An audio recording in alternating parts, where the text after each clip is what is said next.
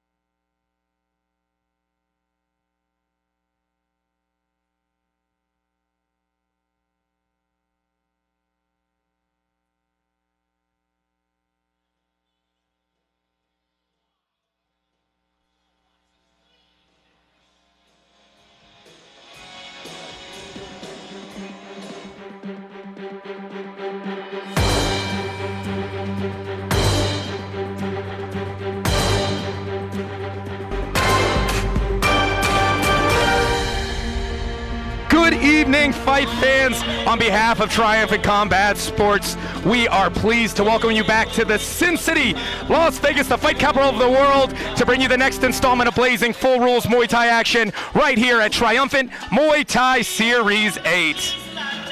Tonight's event once again brings us to the wonderful CMXX Event Center right here in the heart of downtown Las Vegas. I, as always, will be your eyes and ears ringside when the action starts here tonight. I'm Brandon Kyle, and joining me once again, my friend, fellow commentator, and fellow martial artist, David Huey. David, we're back, baby. Yes, you know, Muay Thai is the art of 8 limbs, the sport of kings, the national sport of Thailand. Combatants use 2 fists, 2 elbows, 2 knees, 2 feet in the art of war. And this is just a exciting event. You know, in the past triumphants, they brought fighters from throughout the world. Canada, Thailand, Australia, throughout the United States. But this time, they're going to focus only on the U.S. This is going to be the battle of the rising stars. The America's got Muay Thai talent, and they're going to prove themselves here in the ring because they're going to let these amateur fighters step up and prove themselves professionally.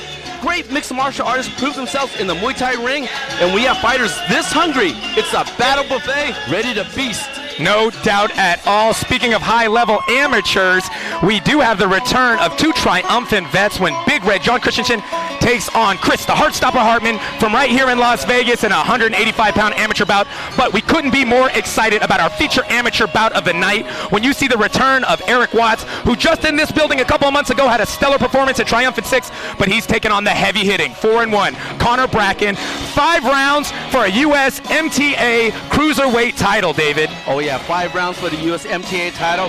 Eric Watts on Triumphant 6 won all 3 judges' scorecards, 30-27, 30-27, 30-27, unanimous decision over Isaiah Graham. This man has got movement. He's got a sniper right cross, just like he's shooting an arrow. Connor Bracken comes off a win, a lion fight number 51 over Chadwick Kindo. Man, this guy is ready to roll because he trains under Juston on the legend, Vertex. He's going to bring smart tools to the game. And you know what? Will Watts be electrifying, or will Bracken be cracking and smacking? Yes, David, it's going to be an all-out scrap for that cruiserweight strap. And in our professional feature fights of the bout, we have the return of the Avocado. Jake Haas, after a long, extended stay in Thailand, coming back to make his pro debut. But it won't be easy because he has the flossy Aussie, Andrew Webb, who has championships in Southeast Asia, Australia, North America, and we know that's going to be a banger. Both of them making their pro debut tonight, David. Yeah, you know, Jake Haas, he comes in with smashing hands. He's got big hands. He's like the Hulk of fist fighting, man. This guy's going to march forward. He's going to bring it on, but he's going to take on Andrew Webb, the Australian. They call him the Fossy, very Fossy. Man, what a great name, you know. He has 27 amateur fights to his career. He has 7 titles underneath him. He is like the alphabet suit champion, WKA, WBC, ISKA. This man's going to bring it, but he's going to bring razor-sharp elbows against Jake Haas' fists. So we're going to have to ask here, well, Webb floss Haas, or will Haas bring Andrew back to the web? Well, we will see tonight. And in our featured main event tonight, we have MMA veteran Amber Leibrock coming on to take on a very skilled Muay Thai fighter in Alyshia Madison. David, this is a Styles Makes Fights matchup, and we couldn't be more excited about this matchup here tonight. Oh, Amber Leibrock, man, she is a mixed martial artist. She's a Bellator veteran, Invicta veteran. She's almost 6 foot tall, 71-inch reach advantage. My God, she's ranked number 16 as a featherweight. She's used to fighting 5-minute rounds. She's can consolidate that action into 3 minutes. Alyshia Madison, a Muay Thai fighter. This is her 5th professional Muay Thai fight. She's going to bring it on. You know what? She said she never turns down a fight. She took this fight on 1 week's notice. Normally fighting at 130, fighting at 145. Man, this is going to be a great fight. A clash of striking styles. MMA striking versus Muay Thai striking. Yeah, we have to give it to Alyshia Madison. She's coming out on a short notice, but she said she is extremely in shape and ready to take home the victory tonight. Well, folks, without further ado, we would like to welcome you to join us as we throw it to Stefan Bonner, our ring announcer. Guys, tonight we're going to find out who will stand triumphant right here at Triumphant 8. Ladies and gentlemen, boys and girls, children of all ages, welcome to the CMX Arena as Triumphant Combat Sports returns to the fight capital of the world, Las Vegas, for Triumphant Muay Thai, brought to you by Muay Thai Addict and sanctioned by the Nevada State Athletic Commission. Are you ready?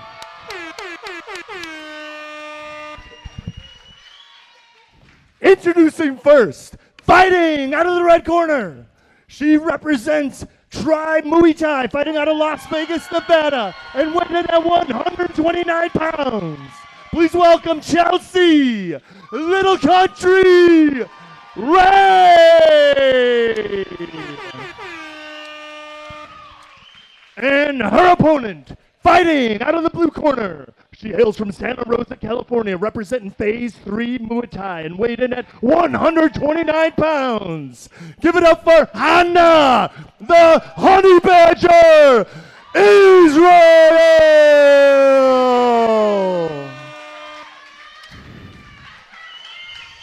All right, Brandon Kyle, we kick it off here with Chelsea Ray taking on Hannah Israel. Hannah Israel, that's right, guys. Both these are extremely experienced in the PKB and then the in-house smokers, but this is going to be their first fight, debut Muay Thai fight for such a big promotion. There's got to be a little bit of excitement, a little bit of butterflies, so we'll see how these girls perform once the first bell rings. You know, I talked to Hannah. She broke her hand playing softball, and then she took up Muay Thai. She's done it about 3 years. This time she said she needs to stay relaxed in the ring. She has a 90-year-old dad, and she's the only child, and her dad's really concerned about her, but hey, she supports her all the way. Here we are for the amateur Muay Thai rules as a 10-point must system based on knockdowns, damage, effective strikes, ring generalship. Punches, kicks, elbows, and knees are legal. 3 knockdown rule is in effect. Elbows with elbow pads only, and there are no knees to the head. And we're going to check the tail of the tape. Both girls making a debut. Chelsea Ray, 28. Hannah Israel, 31. Chelsea has a 7-inch height advantage. This is a 130-pound fight, 3 2-minute rounds scheduled. And as we took a look to the keys to victory, not known much about these fighters, but I can tell you Chelsea Ray's got to keep on the pressure. Hannah Israel's got to stay calm. She said she wasn't relaxed on the last fight. Both fighters have to stay active. This is going to be a great matchup because both need to make a statement here. Yeah, their debut, they both want to do well. You want to start off that amateur career with a win. And especially being in Las Vegas, it's a big show, and they can make a big statement for the win here tonight, David. Well, Hannah Israel calls herself the Honey Badger, and she actually took this fight on a 2-week notice. But she said she is ready. She is always training. Our referee, Steve Magazzati, is in the ring giving our fighters their final instructions. I got my seatbelts fastened. Yeah, we might see a crash here. I think both of these girls are looking to make a statement. You got the hometown girl, okay, versus the Bay Area girl that's coming over with Ben Brown in Phase 3 Muay Thai. Ben Brown, an affiliate of Juston out there in San Francisco. They are good friends and very, very good trainers, both of them alike. And we are excited to see her make her debut here in Las Vegas against Las Vegas' own Chelsea Ray. Chelsea Ray has MMA experience. She fought in Tough Enough Fight Night, February 22nd, 2019, to win over Allison Goodwin. She's 1-1 in MMA, 5'3", 29 years old, and she's bouncing on there. She looks like she's ready to go. Looks like we're strapping Hannah here with her headgear. And amateur fighters under 3 fights need to wear headgears. This is their Muay Thai debut. Here we go for round number 1. Whoa, right away, David. It's Brandon Kyle here alongside David Huey, and these girls are not wasting any time. They are starting straight in with the action. Looks like Hana wants to establish clinch and throw those knees. Looks like Ray's trying to create some distance here, maybe land some longer strikes. Well, Hana's doing a good thing. She's smothering the punches of Chelsea Ray with that clinch, and she's able to fire some knees, trying to get better clinch control. And I told you, Chelsea Ray needs to set up that pressure, and she did. She came right out, charging right away. Now, often MMA fighters are comfortable when it comes to Muay Thai in the clinch before anything else because it's something that they do in MMA, so they have a good balance in the clinch. And so sometimes that's where they feel comfortable. They kind of shake off the rust in there and get comfortable in the clinch before they really start to step back and exchange. And Hana Israel doing the right thing. She's not letting go of the clinch until the referee breaks them apart. Running it, thought she might try to dump there, but Ray's able to keep her balanced. And under that catch kick, you have to hit by the 3rd step or the 3rd second. Oh, a barrage of punches by Chelsea Ray. Clinch initiated by Israel. Again, doing the right thing, smothering those punches. But now they're both in knee range. They're kneeing each other. From Chelsea Ray right there in that clinch. Looks like Israel's kind of feeling the brunt of those knees and maybe trying to just close some distance, get hip to hip there. But Ray's doing a good job of keeping her on the ropes there.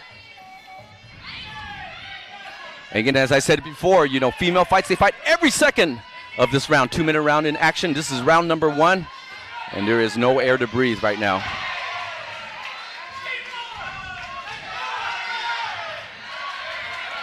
Oh, those punches coming back from Ray. Finishes with a nice leg kick.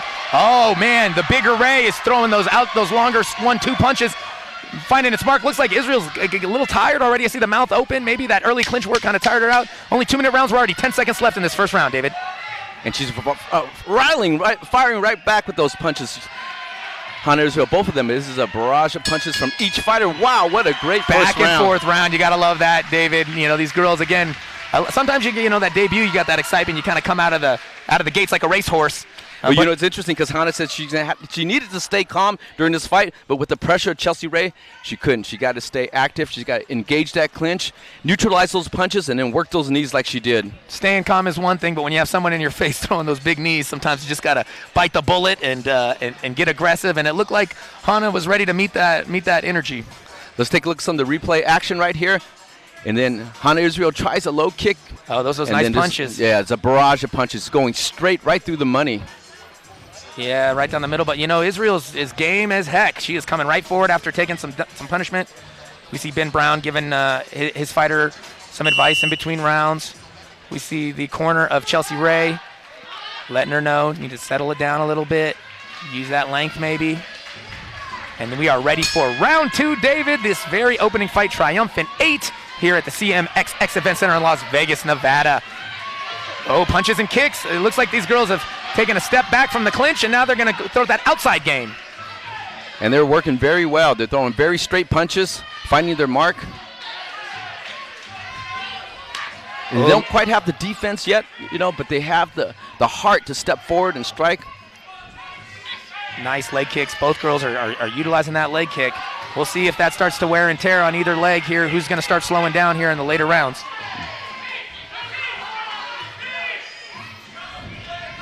And Chelsea Ray's got that long cross that's finding its mark. Yeah, she's really doing well with those straight punches down the middle. She's following up well with some leg kicks too, but really focusing on the boxing, it looks like. Seems to be effective for her so far. Nice knee by Ray, but follow up. Oh, and then follow up, and then follow up. Back and forth knees right in the bread basket. They're trading knees like baseball cards. Back and forth. I'll take this one, you take that one. Take my rookie Barry Bonds, I'll give you my Ken Griffey rookie. Here we go. Back and forth, these girls are trading. Nice teep kicks, 2 teep kicks in a row. Looks like Israel is looking for those teeth. Oh, but she takes some big punches from Ray. Ray coming right back, David. She's really finding her mark with those straight punches. She's rocking the head back of Hana Israel, and it doesn't look good in the judges' scorecards when your head rocks back like that. Both girls I like are going to the body. Neither of them are headhunting. I see both girls punches and teeps and knees to the body. Oh, that third round's going to be a tough one for both these girls when they're fighting like this, David. And you notice about Chelsea Ray, when she punches, she steps forward. Her body weight goes right behind those punches, so she adds a little bit more power in there when she throws that 1-2 combination. Well, you know, I saw her corner with less than 10 seconds left in the second round. I saw her corner in between the first and second round, kind of going settle down, maybe sit down on her punches, maybe get that weight down and really drive those punches, and it seemed to be effective there in that second round. Yeah, this is high-level action, high-output action, I should say, fighting every second of this 2-minute round. Round number 2 comes to a close. Wow, man, this is just high-output action there. I'm looking at both corners, and both girls are breathing extremely hard. You have both corners. I love it. They're digging deep to motivate their fighters. You know, this is when it's really going to test somebody in that between that second and third round, when you feel like you can't even stand up, yet you have to go out there and fight another round here. We'll see who's going to have the gas to finish this fight strong here. Well, I see Chelsea Ray taking the first 2 rounds marginally, but she's taking it because she's throwing the straighter punches, the stronger punches. Hana Israel's going to have to put it all on the line to come out with the win on this one. Unofficially, in my opinion. Of course, the unofficial scorecard of David. But he's usually pretty close, guys. He's usually spot on with his scores. Ooh, nice teep to start off the third round of this very first fight of Triumphant 8 here, the CMMX Event Center. I'm Brandon Kyle alongside David Huey. These girls have been banging so far, and this third round is not. Oh, a nice little switch kick to the body by Israel. Both girls are laying it on the line right now, David. And as they should. They got to make a statement here in this third and final round. Hana Israel throwing some very strong kicks to the body. Using that teep, also known as the push kick. That's that straight front kick that comes forward, stops the opponent's momentum from coming forward.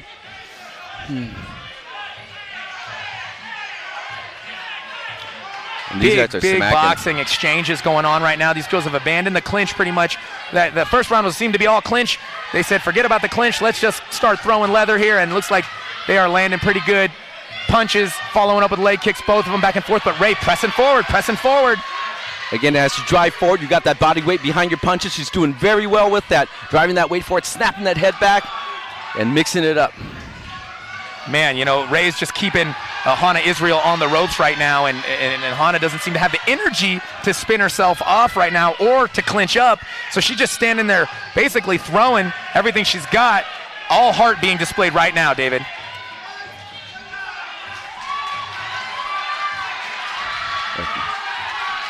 Oh, you can see the exhaustion on the faces of both fighters, but both still coming forward. Wow, nice leg kick by Israel, but Chelsea just takes it, keeps walking and throwing those big straight punches. Oh man, she looks like she's smelling a finish possibly. She's really pouring it on right now, David. Yeah, Hana Israel is throwing those punches, but she's got the push on it right now. She doesn't have to snap like she did before, and so it's not really being effective against Chelsea Ray. Chelsea Ray still pushing her body weight forward behind the punches, doing a great job there. Oh, a short Superman punch comes up short from Hana Israel. And folks, we make it to the end of our very opening bout here on Triumphant 8. A straight banger between Chelsea Ray of Tribe Muay Thai and Hana Israel of Phase 3. And what a way to open up this show. Again, I say, when you see a women's Muay Thai fight, they fight every second of every round, and we saw nothing short of that right here. I'll tell you what, David, I'm going to hop in the ring, interview our winner here once the judges and referee announce that, and we will be able to ask a couple questions of our winner of our debut opening bout here at Triumphant 8. And we see that replay there. Chelsea Ray driving forward, throwing those punches. And Hana Israel trying to get that clinch every once in a while, but she's a little bit too far. And Chelsea Ray is finding those marks with those 1-2 punches. A great way to open up the show. Chelsea Ray fighting out of the Tribe Muay Thai here in Las Vegas, taking on Hana Israel from Phase 3 in Santa Rosa. Hana Israel taking this bout under 2 weeks' notice.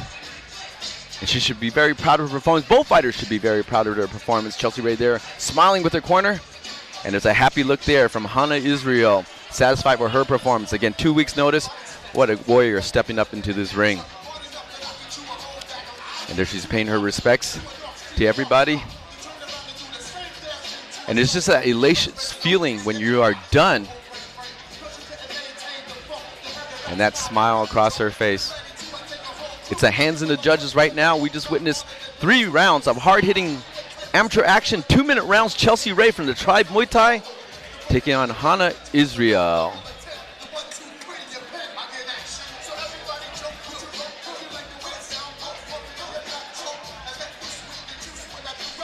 Hannah Israel told me she likes to dance. Chelsea Ray said she likes to sing.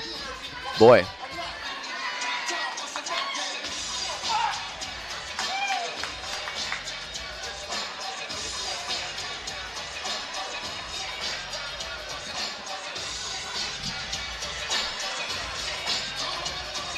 All right, she's getting some groove going on too. Here, Triumphant 8, we have 7 fights for you. So stay tuned with us, but we're going to hear the decision here. We're going to toss it to our ring announcer, Stefan Bonner, for the official decision.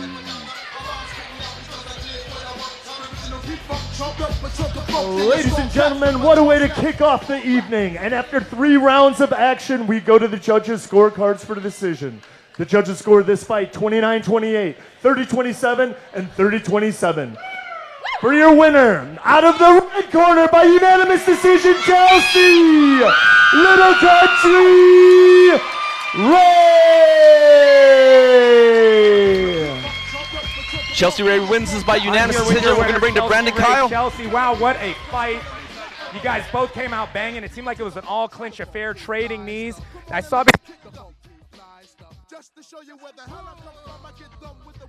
Hello, hey, thank you. I saw between the first and second round that your corner, I saw them do this. I don't know if they were saying settle down or sit down, because it looked in the second and third round you really sat down on those 1-2s and were throwing those straight punches and landing your mark. How did it feel? What were you thinking going in after that first round where it was pretty much all clinch? The second round we were just trying to just work my punches more. So I guess that's where the sitting came from. But real quick, can I say hi to everybody and say thank you?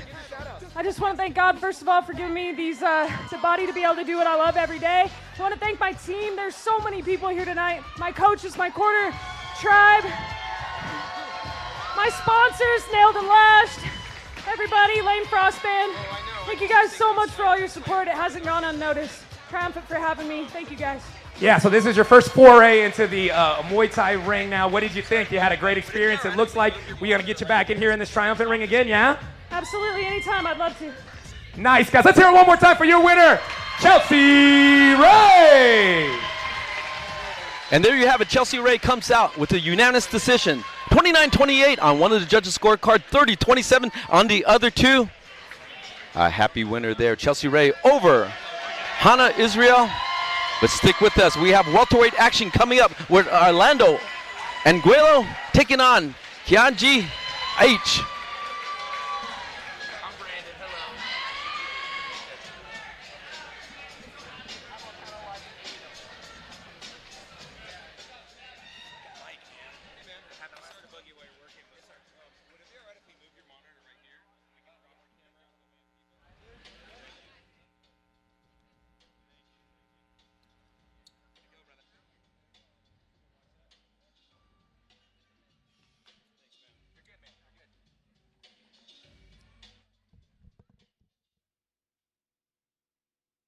That's a great way to open this show here, right here. But man, we got welterweights coming up. Orlando Angulo taking on Kijani Aytch. Kijani Aytch was a late add to this fight. Couple switches for Angulo's opponent. But again, he says he's ready to go. He says he's always in shape, always ready to fight. He was ready to take this opportunity, and he feels confident that he can take the W home tonight against Angulo. Well, again, he takes this on 3 days' notice. 3 days' notice. But his coach said he's been training since August of 2018. He's had 3 fights pull out on him, so he stayed ready. So this time, when he had that notice to take this fight, he said he jumped on the opportunity. Yeah, you know, it's tough sometimes, you know, especially in the amateur career. A lot of fighters will sign to fight you, and they'll pull out sometimes even at the day of the fight. So it's just happy that we are able to present a platform where he can display his skills, finally get him a fight here, and excited to see this kid for the first time in the Triumphant ring, David.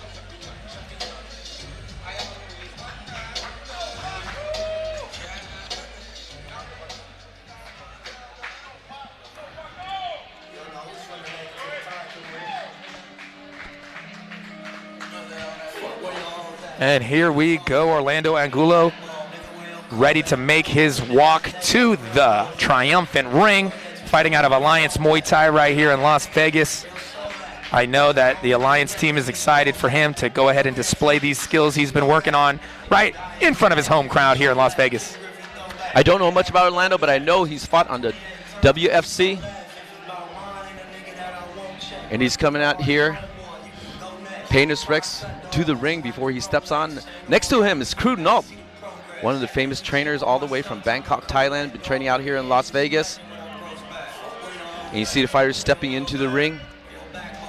And you're going to notice they're going to go over the ropes here. Over the ropes in Thai culture, the head is considered holy, the feet considered dirty, so they don't want their feet higher than their heads, and that's why they climb over the ropes. Little bit of a height advantage it's going to look like for Angulo in this fight. Both pretty tall, 147-pound fighters. Long, lean. We'll see if they're going to try to use that height. Ladies and gentlemen, it is time for our second bout of the evening.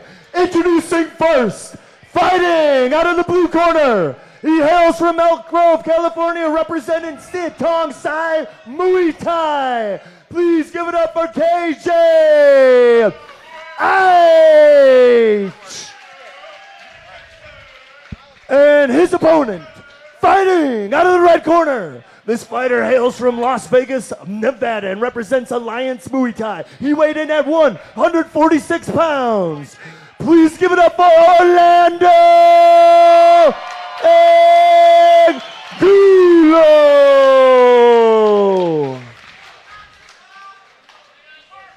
All right, this is welterweight action here on Triumph, our second bout of the evening. Again, we have KJ Aytch out in the blue corner. Takes this fight under 3 days notice. 3 days notice. 3 days notice. 3 days ago, who knows what he was doing, watching Netflix, eating ice cream. I don't think so, though. He looks like he's trim and ready to fight. And once again, amateur rules, 10-point must system based on knockdowns, damage, effective strikes, and ring generalship. Punches, kicks, elbows, and knees, and are legal. 3-down knockdown rule is in effect. And elbows with elbow pads only. They have wearing elbow pads right now. No knees to the head. And the 3 keys, we don't know much about these fighters, but I can tell you Orlando's has to stay active. And KJ is going to have to use this angle. But both these fighters cannot give up the first round. They cannot. Yeah, you know, and a fighter that comes in on 3 days nothing kind of has a nothing-to-lose attitude. They come in, there's very little pressure on them. So sometimes you think, oh, he came in short notice, so he's not as prepared. But sometimes that's more dangerous because he's also not as nervous and he hasn't gone through a long camp. Maybe he's fresh, ready to go. So we will see when that first bell rings where KJ is in his preparation compared to Orlando Angulo, who knew he had this fight for some time now. And our referee calls them for their final instructions.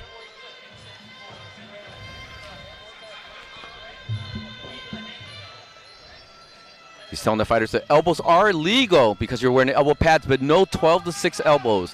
That's coming straight down, up and down. They don't want that elbow here, but all the other elbows are legal. Yeah, no shin pads, elbows. Pretty much a pro fight here with elbow pads. Everything is allowed here. And we start the second fight. Triumphant 8. Whoa, we're in the air instantly. I am Brandon Kyle alongside David Huey, and we are in our second fight of Triumphant 8 here at the CMXX Event Center in Las Vegas, Nevada. We have Orlando Angulo in the black shorts with the gold trim. We have KJ Aytch in the blue shorts with the white trim. And these boys are kind of having a little bit of a herky-jerky start, trying to feel each other out into the clinch instantly. We can see KJ trying to get inside immediately because he knows he has the reach disadvantage, the height disadvantage, so he's trying to get in. And Orlando just smothering him as that happens. Nice inside, right back up to the body with the switch kick from Angulo. I like that. I like the way he doubled up on that. I like the way he makes his opponent think up and down, catches that kick. Angulo looking real calm, composed, and sharp in there. Faking that front teep, trying to set up something from behind maybe, is Angulo. But Aytch looking like he's starting to get his bearings in there. Almost looked like he'd try to go a little inside sweep himself, thinking about it. Boy, there it is. Oh, nice move there. But both go down here. Referee brings them back up. We are 30 seconds left in this very first round. Our second fight, Orlando Angulo versus KJ Aytch. In the blue trunks is Aytch. Steps in and almost looking like he's waiting for the ref to stop it. Orlando, kind of screamed because it was a low blow, but I don't know, he's just kind of recovered real quick and He wants to reset the action. I like the way Orlando's using those jabs and setting up that low kick, making a vertical target out of him. Another little messy spill there. Looked like KJ tried to close the distance, and then they took a little fall. Aytch is smiling on his way up here. Angulo's doing good both ways. He's throwing the low kicks, he's landing the low kicks, and he's also catching kicks here. So he's doing a real job of not only setting up his kicks like you said with jabs, David, but also he's catching those low kicks and getting some sweeps off of those as well. And you can see that when Orlando catches KJ's kick, KJ jumps up and tries to avoid the sweep and tries to use that as a safety measure. Sometimes he falls down, but he's aware of that kick being caught. So I would like to see KJ kick a little bit higher so the kick doesn't get caught. I like to see that, or kick lower. So here we see that low kick action happening from Orlando. Orlando faking that low kick, going for that low kick again. Got a little sloppy there after the exchange, but Angulo's doing a real job of faking that jab and coming with that low kick on both sides. He's doing a switch, and he's going to that outside low kick, and it seems to be landing pretty well so far for Angulo. And it's a great thing for tall fighters to make a vertical target out of the shorter fighter. It has to make the fighter think up and down, up and down. I'm getting punched or I'm getting kicked in the leg. He's working that very, very well. Very, very, very skilled fighters here in this second amateur fight here of Triumphant 8. I'm Brandon Kyle alongside David Huey. We're going round 2. Looked like Angulo did a good job in the black shorts with the gold trim of setting up low kicks with jabs, but KJ looked like he's coming out with a little bit more fire. Nice little sweep there again. Oh, nice sweep and elbow. Very, very nicely done there. And you can see KJ, when he gets in, he tries a little skip step to try to close that distance. He'll raise the left foot and he'll kind of slide in to get that distance in. Little slip from Angulo. Angulo, a nice inside leg kick.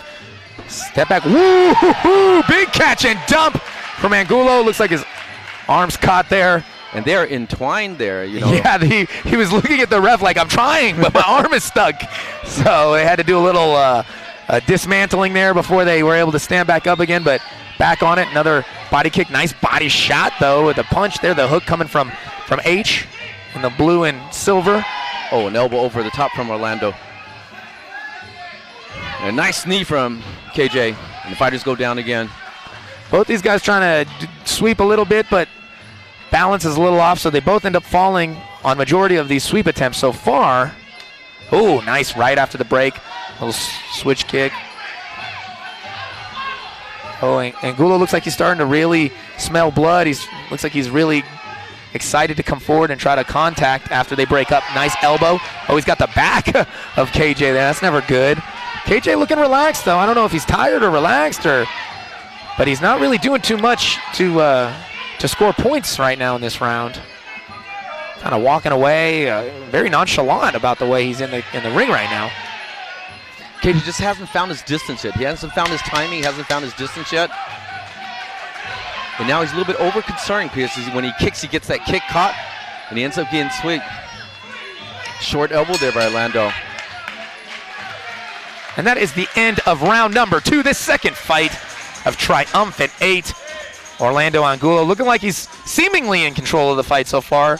As you said, KJ just hasn't been able to find his range so far in the first 2 rounds of this 3-round fight, David. Yeah, I feel Orlando's won the first 2 rounds. He's doing very, very good, driving forward and using that elbow and that short technique when in the clinch. Let's take a look at some of the replay action here from round number 2.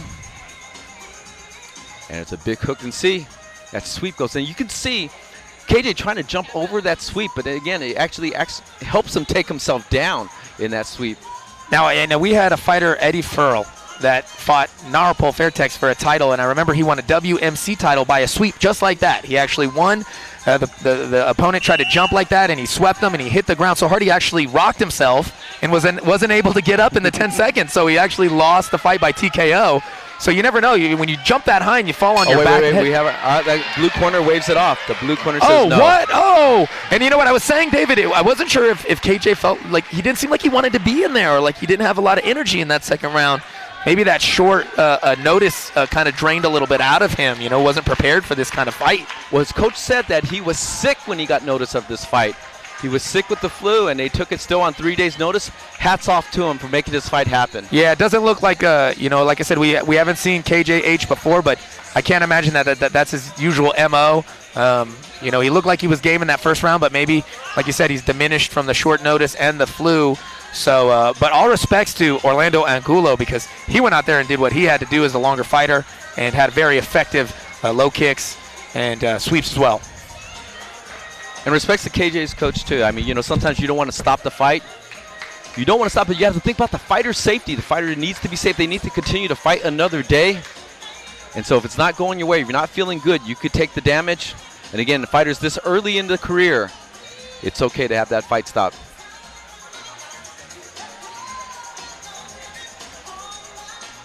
If you're joining us right now, this is Triumphant number 8. We just witnessed Orlando Angulo taking on KJ Aytch. Orlando from Alliance Muay Thai here in Las Vegas. KJ fighting at Sitthongsai Muay Thai.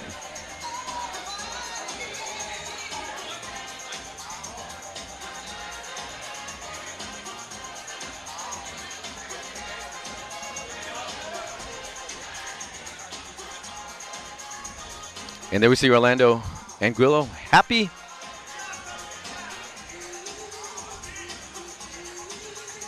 Taking a hug from his other coach, Crew Nope out of Thailand.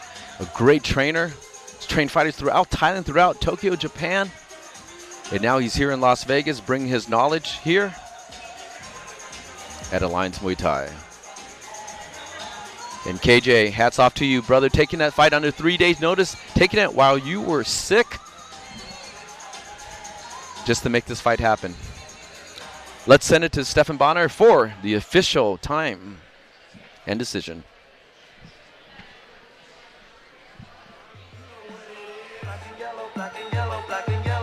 Ladies and gentlemen, the referee has called a stop to this contest at the end of the second round. Introducing your winner by TKO out of the red corner, Orlando Angulo.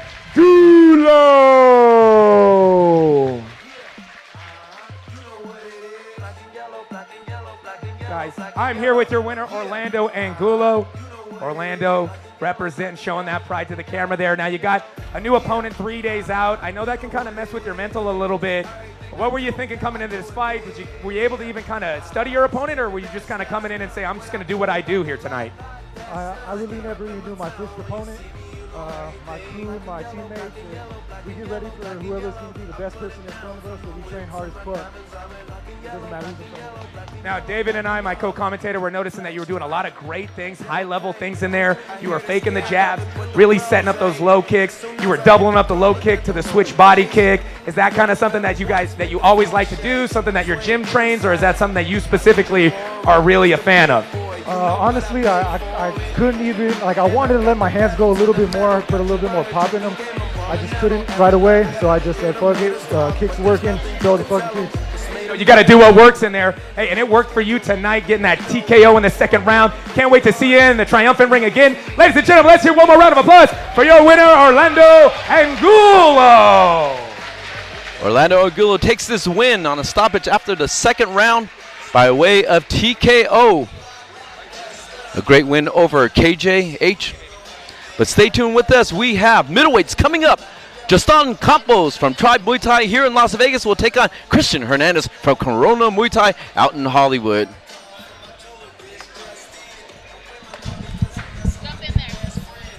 Great fight there, David. Great. I really enjoyed that fight. I really enjoyed that very, very much. And from both fighters, KJ taking the fight on short notice, Orlando using the technique. Coming up, Juston Campos from the Tribe Muay Thai taking on Christian Hernandez from Corona Muay Thai. This will be the third bout here for middleweight action.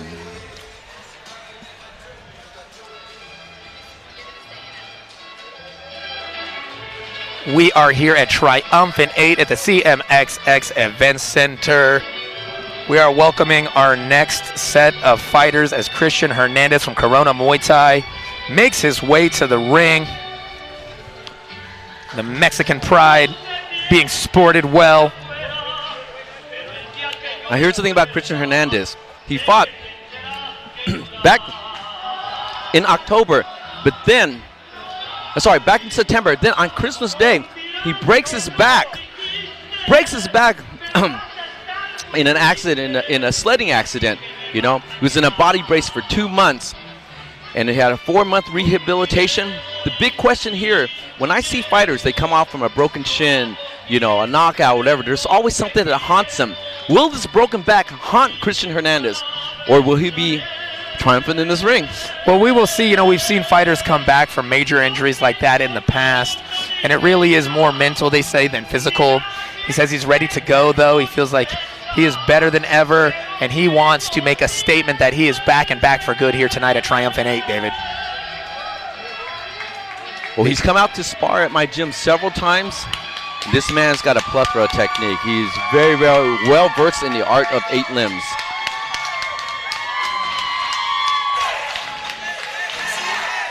And we prepare to welcome his opponent, fighting out of Tri Muay Thai, representing the red corner, Juston Campos.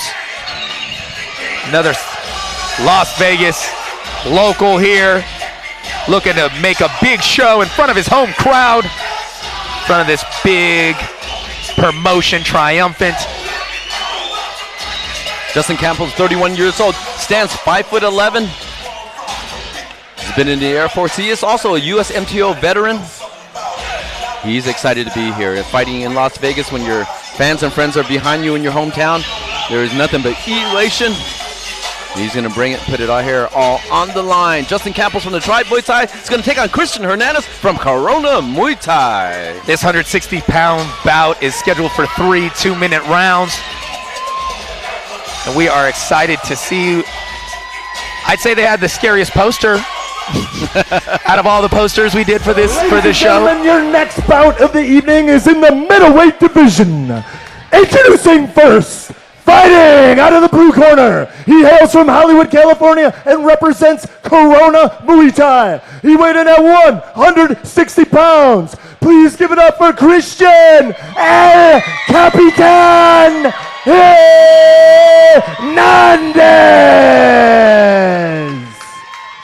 The captain, El Capitan. And his opponent, fighting out of the red corner. He hails from Las Vegas, Nevada, and represents Tribe Muay Thai. He weighed in at 159 pounds. Please welcome Juston Campos.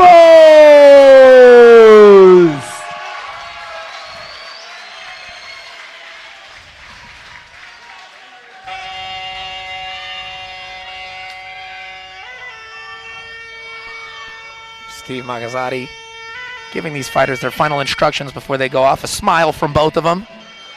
Both of them are veterans. Been here before. But this is a big stage in Las Vegas for a professional promotion like Triumphant. Adds a little bit of pressure here, knowing that all these eyes are on you. Once again, amateur Muay Thai is based on a 10-point must system, based on knockdowns, damage, effective strikes, and ring generalship.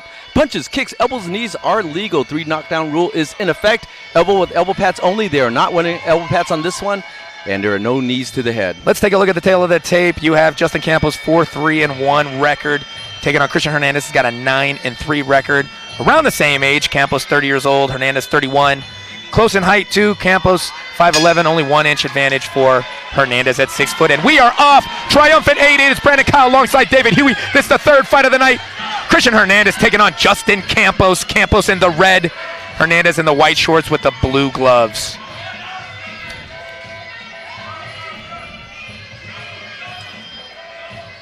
Fighters are going in clinch right away.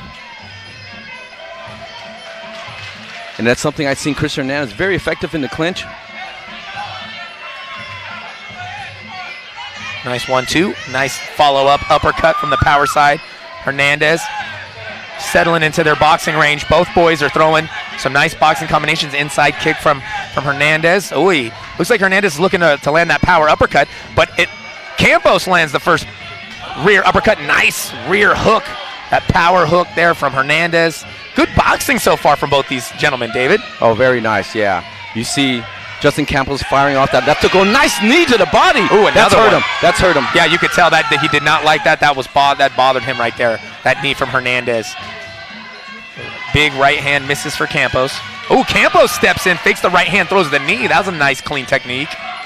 Outside leg kick from Hernandez. The boy's settling down a little bit. Hernandez going to the body.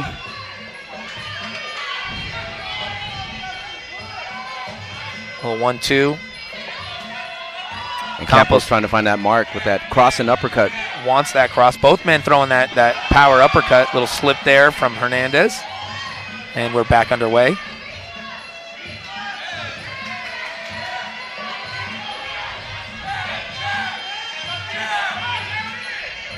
Hernandez. 10 seconds left in this very opening round. Triumphant 8. This is the third fight. Hernandez versus Campos. Back and forth exchange so far, guys, this first round. Tough round to score, David. They both kind of did good things and were able to land on each other with similar techniques. Yeah, definitely. You know, if Christian did land that effective knee and it kind of went Juston Campos, he might have edged out that round. Yeah, that knee did in the corner there did seem to bother Campos quite a bit. You could see him kind of wince and bend down almost as if to cover up where he was hit. And then another one followed up by Hernandez. Very composed. Both these fighters very composed, and really like seeing this type of level of skill at the amateur portion of our cards here. You know, Muay Thai is a damage game. You know, you can score effectively. Obviously, by knocking somebody out, you become a decisive winner. But knocking down somebody, but second to that, you're going to have to incur damage. And damage scores very high in a Muay Thai fight. Here we go, folks. Round number 2. We have Juston Campos in the red, Christian Hernandez in the blue.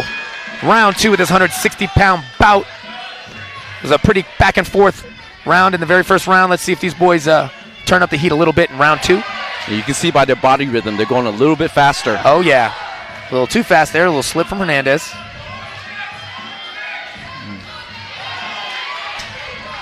Both fighters have very, very sharp punches, very sharp boxing.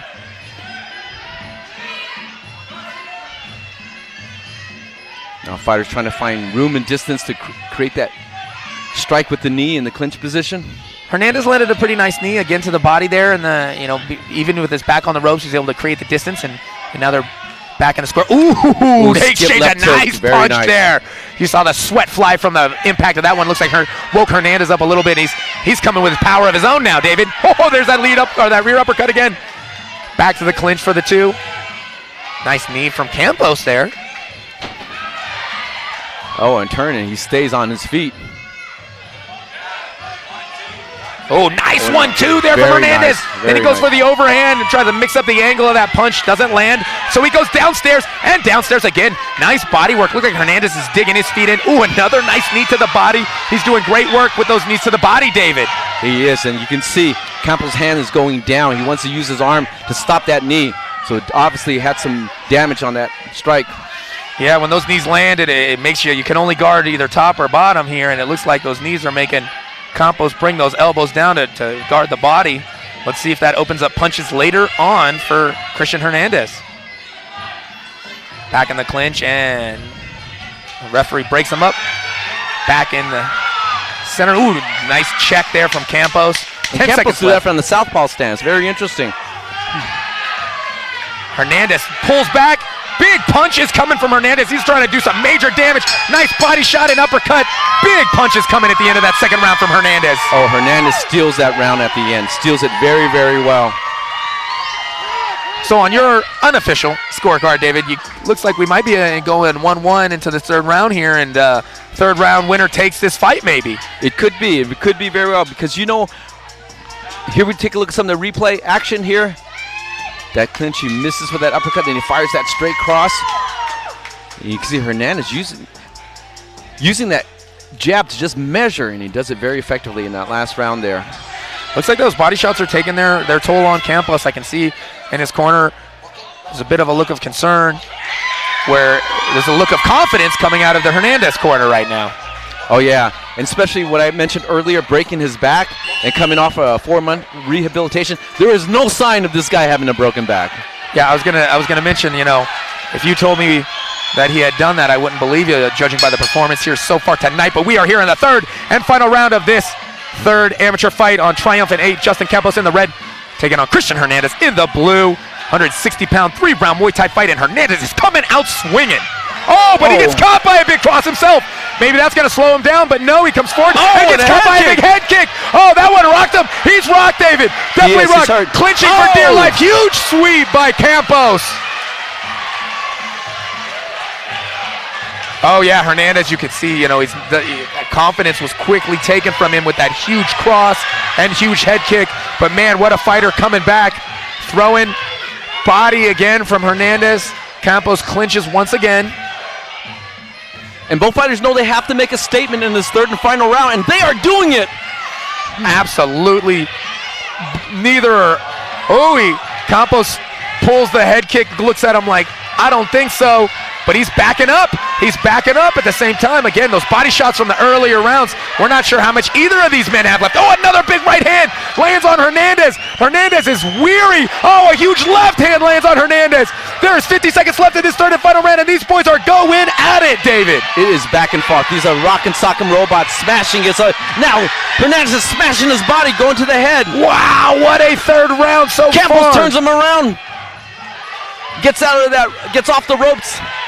Big left hand, barely misses. Big knee. Oh, back to the body knee from Hernandez. Wow, what a fight this has turned out to be. This third round is nothing but action so far with Juston Campos and Christian Hernandez going at it.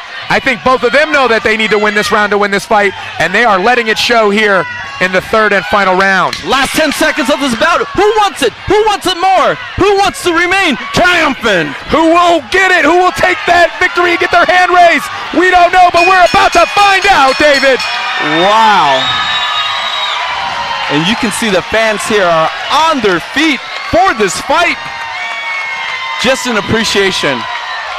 What a great fight. I don't know. It'd be tough to be a judge in this fight. They went back and forth, but you definitely saw a clear, I thought a clear round win for Hernandez in the second and a clear round win for Campos in the third. So, you know, it was a 50-50 almost round. That's right. So that first round is going to be a swing round. Yeah, Whoever it's going to be that first round. And we will find out. I'm going to go join Stephan Bonner as we announce our winner and interview them after we find out who took the victory in this stellar amateur fight here at Triumphant 8.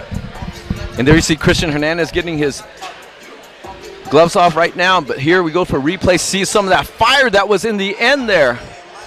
And a beautiful turn there, and sometimes it doesn't create that much damage, but when you're already hurt a little bit, your head is a little bit weary, when you hit that canvas, your head gets jarred, and that can have an additional effect.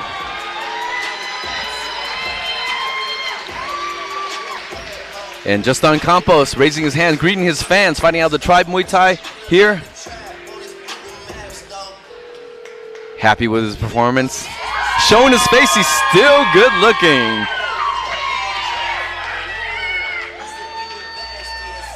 And Christian Hernandez raising his hands victoriously. Feels very confident about his performance.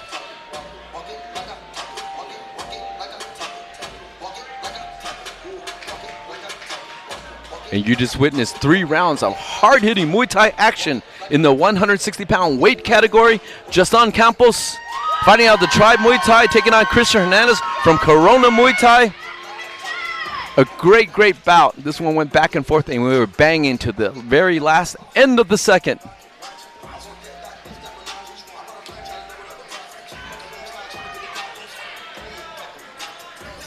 And coming up, we have Chris Hartman from the Syndicate MMA fighting John Christenson. This one's going to be a big one at 185 pounds. That's coming up next. You will be seeing red with these two redheads.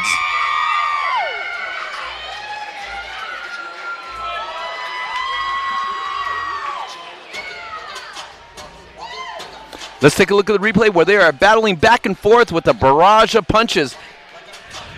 And here you go. They're going back and forth, firing, throwing that body weight behind those punches. Good action there. Nice punches there from Campos. Hernandez trying to use long guard to defend. And then he gets turned around, eats some of that to the head. All right, let's send it to Stephan Bonner for the official decision. Ladies and gentlemen, after 3 rounds of unbelievable Muay Thai action, give it up for these two.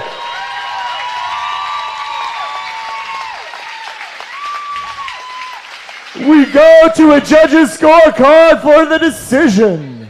The judges score this fight 29-28 Campos, 29-28 Hernandez, and 29-28 for your winner by split decision, fighting out of the blue corner, Christian El Capitan Hernandez.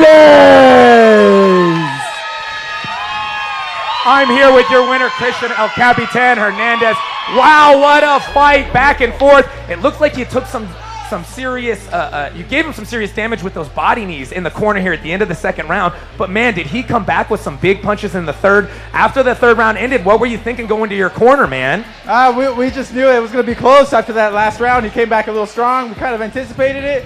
But hey, mad props to him. He came out strong, but you know, we persevered and got the W, and that's all that matters. Speaking of persevering, I'm talking to my co-commentator, David Huey. He said you had a horrible accident. You broke your back. I think it was right around Christmas, maybe Christmas Day. And as we're watching your fight, we're up there going, it doesn't look like he ever got a major injury. What was it like having to persevere? So that's a hard injury to come back and to be triumphant right here in the triumphant ring. Yes. Like you said, I was involved in a very nasty accident on Christmas Day, vacationing with my family. I broke my L1 vertebrae in my back, completely shattered. I was in bed rest for like a month. Wasn't able to do, you know, none of the normal stuff that I normally did. I went into depression a little bit, you know, came back within 4 months, you know, like my doctors couldn't believe it, and here I am.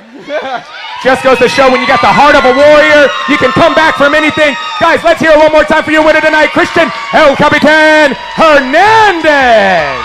Christian Hernandez takes this win by split decision over Juston Campos. Boy, it could have gone either way, but on a split decision, 1 point separates them. Christian Hernandez, El Capitan, comes out victorious. Coming up, fight fans, we have Chris Hartman from the Syndicate MMA taking on John Christenson. This one's going to be a big banger at 185 pounds. So keep your seatbelts fastened as we're here on Triumphant 8.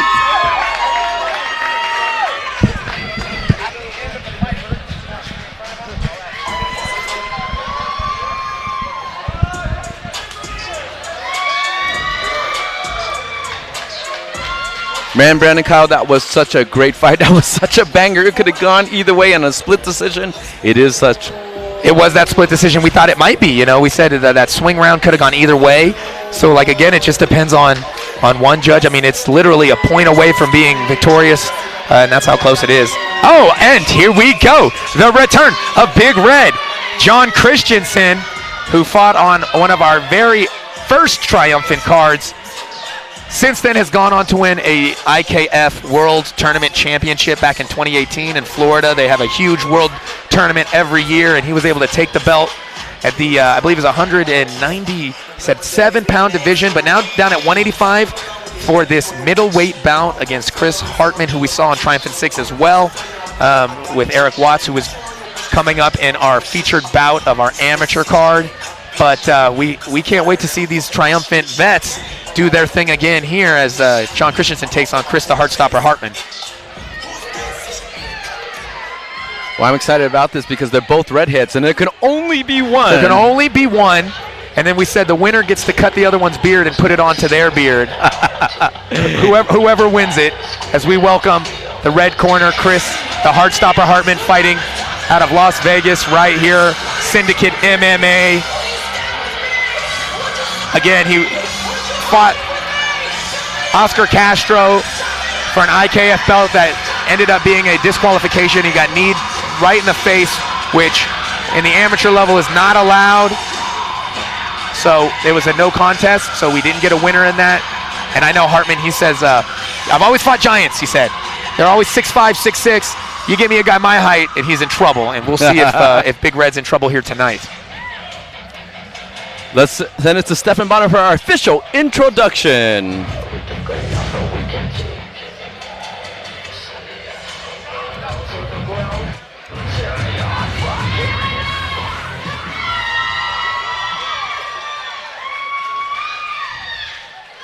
Ladies and gentlemen, this next bout of the evening will be contested at 185 pounds.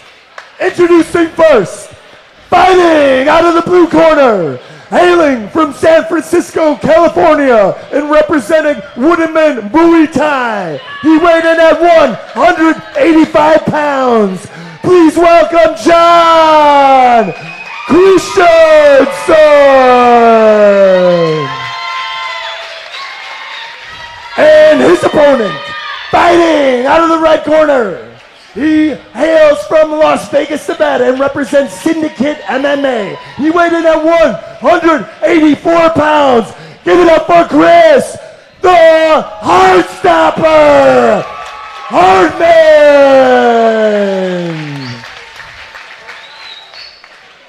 We have Big Red taking on the Heartstopper. The Battle of the Gingers. There can only be one. And we will find out who takes the top prize today. And here we go for Triumphant 8. 10-point must system based on knockdowns, damage, effective strikes, and ring generalship. Punches, kicks, elbows, and knees are legal. 3 knockdown rule is in effect. Elbows with elbow pads only. They are wearing these. And no knees to the head. And we take a look at the tail of the tape. Very similar record here. 6-3 for Hartman. 6-4 for John Christenson. Similar in age as well. 29 for Hartman. 30 for Christenson. 5'10" and 6 foot. Pretty much even up. And here we go, folks. We are underway. 185 is the weight division. Big Red, the southpaw, John Christenson in the black shorts, taking on Chris, the Heartstopper Hartman, in the red shorts. Nice inside leg kick there by the Heartstopper.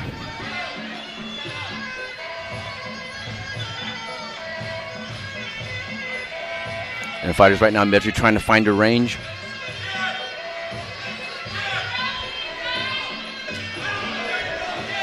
Exchange of body kicks, both are blocked. Guys really feeling each other out.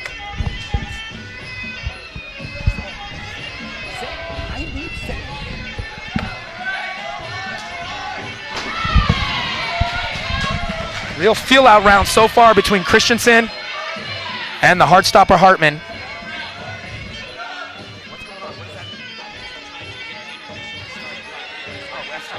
Nice leg kick there. And a leg kick returns. Again, fighters finding their rhythm, trying to measure with that jab. Trying to tie up that lead hand against southpaw versus orthodox. Christenson comes up short with that kick. Short with the cross again. Oh, nice cross there by Hartman. Follows up with a couple punches in return. Now these boys really respect each other, you could tell, because neither of them are willing to just hop in there, David. They're both really trying to feel it out this first round, kind of feel each other's power before they really start to commit to more combinations. You can tell they really respect each other. This first round, kind of a feel out round here, 10 seconds left. Big kick from Hartman. Christenson kind of takes it and comes back. And that's a mark of professionalism. You know, you don't just rush in. You got to feel out your opponent, find the timing, find the distance, feel the opponent's power. A very, very calculated first round here. You know, and we mentioned in the very opening of the broadcast that these were high-level amateurs here, and you can kind of see that, you know. The newer amateurs, there's so much excitement. There's so much, you know, angst when they go in there that they really just kind of hit the ground running nonstop. But these guys kind of felt each other out, and that can make for some really dangerous exchanges in the second round. Oh, absolutely. Because when you're feeling each other out, you're kind of learning your opponent, and you're trying to see what you can set up. And so I expect these guys to kind of open up with some bigger combinations and maybe try to capitalize on some things they might have seen in the first round. Oh, both of them have great coaches, too, and their coaches have that 1 minute to tell their fighter, hey, this is what you need to do. This is what you need to change. This is what he's doing. This is the pattern that he's got. You know, so round 2 comes out as a different story.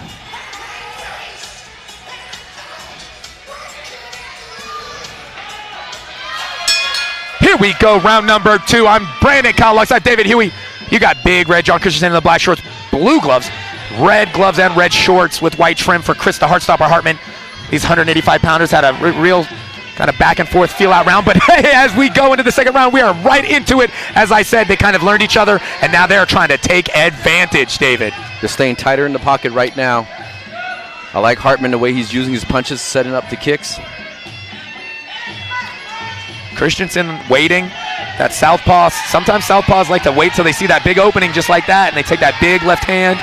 But Hartman's doing a good job of moving and circling out, not just going straight back and letting Christenson come forward on him. Nice punch combination from Hartman. Ooh, nice punch to the body. Hartman mixes it up with a hook to the head.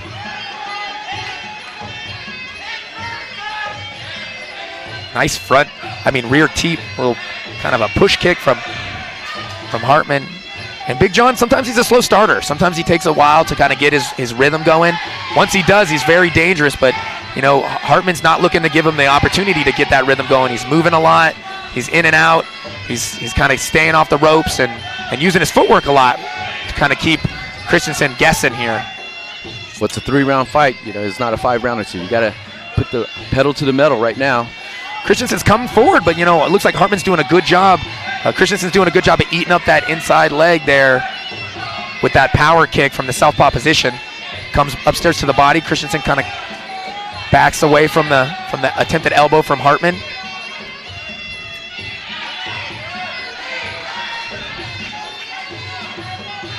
Oh, a nice little step knee there from Hartman. Ooh, inside leg kick. Another inside leg kick. Now, one thing Christenson's doing well is really attacking that inside leg. You can see the redness, the raspberrying of the inside leg of Hartman, and we'll see if that slows him down here with all that footwork in the 3rd round here. What I like about Chris, he's able to fight very effectively moving backwards. He's got nice rhythm. He kind of slides a little bit backwards, but he still has really good movement. He can fight backwards. He can still land some heat and weight behind that punch. He's doing very well with that. John Christenson is just marching him down, trying to find that mark. He's very calculated, looking for those openings. So both fighters are doing a really, really great job, but this is the 3rd and final round. Both fighters are going to have to make a statement in this one. And, you know, I really like what Christenson's doing, attacking that legs of Chris Hartman, because, you know, you got someone who's really mobile. They're using their footwork well to slide away. You know, maybe you chop that leg a couple times and they don't feel like bouncing off those feet so much. Maybe they become more of a stationary target, and I think that's going to be better for Christenson because he likes to set up those traditional Muay Thai combos when you have somebody in front of you and you're allowed to rifle off a couple punches and follow with kicks. But Hartman, like you said, doing a great job of fighting going backwards, and we will see who's able to take it to who and stand triumphant here in the 3rd and final round of this 185-pound amateur Muay Thai fight. John Christenson in the black shorts, Chris the Heartstopper Hartman in the red shorts. I'm Bracken alongside David Huey. We're in Las Vegas, and it's been a banger fight so far, and we expect a real high-paced 3rd round here with these boys. Punches versus kicks a little bit here, David. Yeah, they're doing both very good. They're rallying very good. You know, one person scores, the other person comes right back, staying close in the pocket. Nice elbow over the top there by John Christenson.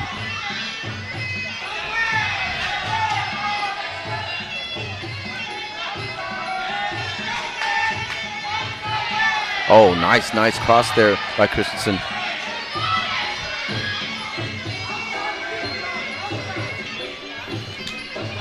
And Christenson really trying to set the pressure, really trying to drive this fight forward. Nice inside check there from Christenson.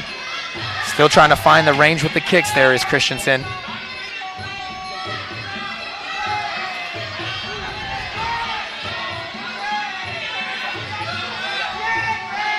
A nice rally back and forth. And both fighters doing very good using their rear hand to strike. Again, against the southpaw, the front hand, the jab hand is usually tied up because it's so close together. Both fighters are finding their mark with their cross. Yeah, Christenson's kind of bouncing in. He's trying to find the timing on Hartman, but it's tough, but finally hits a left hand there. We'll see. You know, we have 30 seconds left in this 3rd and final round. It's been a good back and forth exchange between these big boys so far, David. Let's see if someone can put a stamp on this final round.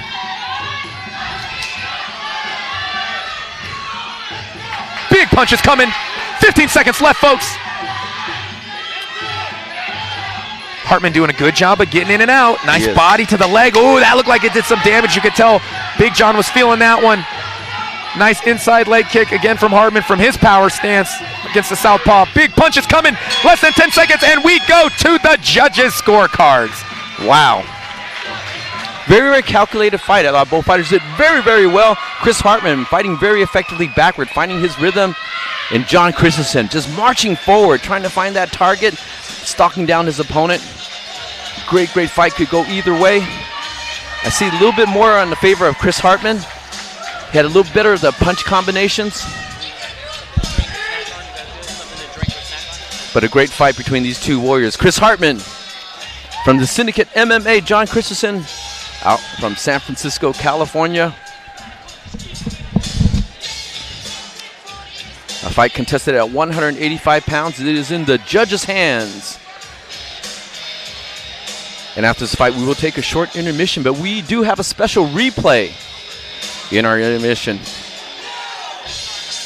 There's our beautiful ring girls right now.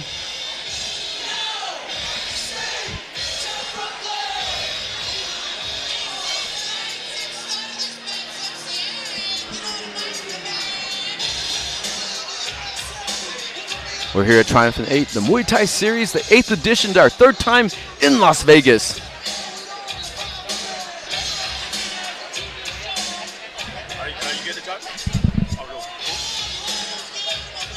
Let's take a look at some replay action. It's from the 3rd and final round, hook cross combination.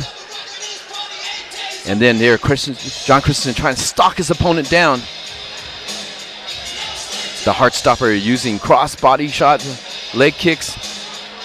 Yeah, making a vertical target. Doing really good, moving backwards and then weaving right back in. Trying to make their mark here. It is in the hands and the decision of our judges. 3 judges at ringside. Each round is scored on a 10-point must system. Winner taking 10 points, the loser taking 9 points or less. Let's send it to Stefan Bonner for the official decision.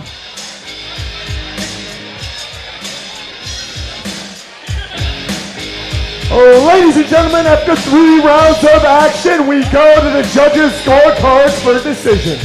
This bout is called 30-27, 29-28, and 30-27. For your winner by unanimous decision, fighting out of the red corner, Chris, the Heartstopper, Hartman.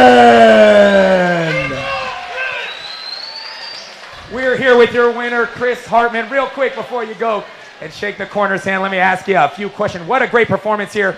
Last time you were here at the CMXX for Triumphant 6, it didn't end so well. There was a disqualification. You got a nasty cut above your eye from an illegal knee. You trained hard, you healed up, you came and you had a great showing here. How did it feel in there in that ring tonight? Oh man, it felt great to be home, back in my weight class at 185. 200, I need to be real choosy anymore. And honestly, my coaches, who I owe everything to, they don't let me fight at that anymore. In fact, Rich was like, no anything. They're like, 190, he goes, fuck no. 85, that's all you get a fight. So. Hey, looks like you're a beast at 185. I was talking to you at weigh-ins yesterday. You said, man, I keep fighting towers. Keep fighting these giants, 6'5", 6'6". You said, give me somebody around my height in front of me, I'm going to destroy them. You look great tonight. You were in and out with your movement. You were able to land when you wanted to. You were able to circle the ring and kind of avoid big shots from the southpaw. Was that kind of the game plan tonight, to get in and out and move left and right on the long Christenson here? Yeah, 100%. It was, you know, I don't fight any more towers, but of course, Jeff gives me a fucking southpaw. Hey, we get somebody to see your height, but he's a lefty. Thanks, Jeff. You know, but yeah, it was moving it. That's my game anyways. You know, I'm a very bouncy big boy. You know, I move quick for a heavy guy. So that's usually my game plan. Move, stick and move, go in and out. He kept the outside really well. Obviously, I was trying to get to the outside and stay smart when I'm moving to open side, but he kept that outside foot really well. But hats off to John. That was a fun fight. So. Well, speaking of, you know, something we saw him kind of doing was he's trying to take out that front leg, which is, you know, what a fighter wants to do against someone who's moving a lot. I mean, you got a little raspberry on that leg. Were you feeling it in the fight at all? Was it affecting your movement at all, taking those inside leg kicks? Nah, look at these. Nah. Tree trunks? Nah, yeah, no, I mean, my style, I get kicked in the leg a lot, so I need to be ready for it, you know? Well, you know what? I get we said there can only be one ginger tonight that's going to win. You get to cut his beard and put it to yours, I guess, like Highlander. Hey, but you know, you got redwood tree trunks for legs. It looks like he wasn't chopping those down tonight. Great movement, great work in there. We can't wait to see you in the Triumphant ring again. Guys, let's hear it one more time for Chris the Heartstopper Hartman, guys. Before we move on, we would like to bring in Aaron Llewellyn. Aaron, where are you at, brother? We got him ready here. Aaron, come on up. We thought we had him ready. Aaron, come on up, brother. Guys, I want to introduce you to Aaron Llewellyn. Guys, Aaron was scheduled to make his pro debut tonight and open up our pro portion of the card. Guys, when it comes to fighting, you have to have the skill, you have to have the will, but you also have to have the discipline to be able to cut the weight and be mentally ready to get in the ring. We want to commend Aaron because He came, he made his weight. He was ready to fight tonight. Let's give him a round of applause, guys. Unfortunately, his opponent wasn't able to pull his end and come in and meet Aaron in the ring tonight. We wanted to give Aaron an opportunity to just say to his fans out there watching on our live stream and to everybody here tonight what it means to come and be able to represent, even though he didn't get to fight here tonight. Thanks, man. Yeah, so I just wanted to thank my coach for this opportunity, my team for a great fight camp, and apologize to my friends and family back in the Bay Area. I know a lot of you guys drove down, bought hotels, bought plane tickets, and you know, I was ready. You know, I did my part. I showed up. So yeah, you know, it sucks when people pull out, but you know, I'm here. I'm ready. 165, 175, 175.6. You really like, you know, get in contact with my coach. Let me know, please, because I'm ready to fight. Yeah, he had his hair braided up and everything. He was ready to go. Man, once the hair's braided, it sucks to have to take those braids out. But you know what? We're going to get you on one of our next Triumphant cards. We'd love to see you in the ring on your professional debut. Aaron Llewellyn, everybody. And we're going to go into intermission right now, but before we do that, we have a special treat for you, a special treat. We're going to take you back to Triumphant 7 in Samstown. Narapal Fairtex takes on Scott McKenzie on the 5-round main event on Triumphant 7. We're going to see that replay during our intermission. Stay tuned. You're going to see that. But before we do that, we also have Eric Watts taking on Connor Bracken for the USMTA title. Jake Haas taking Andrew Webb as the co-main event. And the main event, Alyshia Madison for Amber Leibrock. That's going to be a great show. We're going to take you to this intermission and that classic fight from Samstown on Triumphant 7. Narapal Fairtex taking on Scott McKenzie. How about some live entertainment?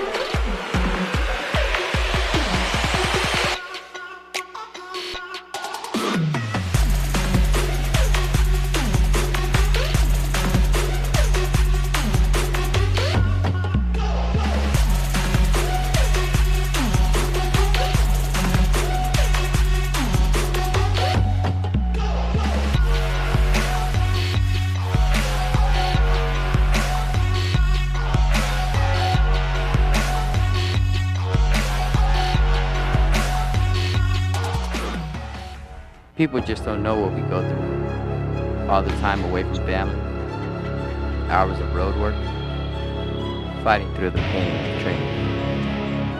You know, people just don't understand how tough this life is. People ask me then, why do it? Simple. I want to be the best in boxing. Follow Best in Boxing on YouTube, where the future stars of boxing fight.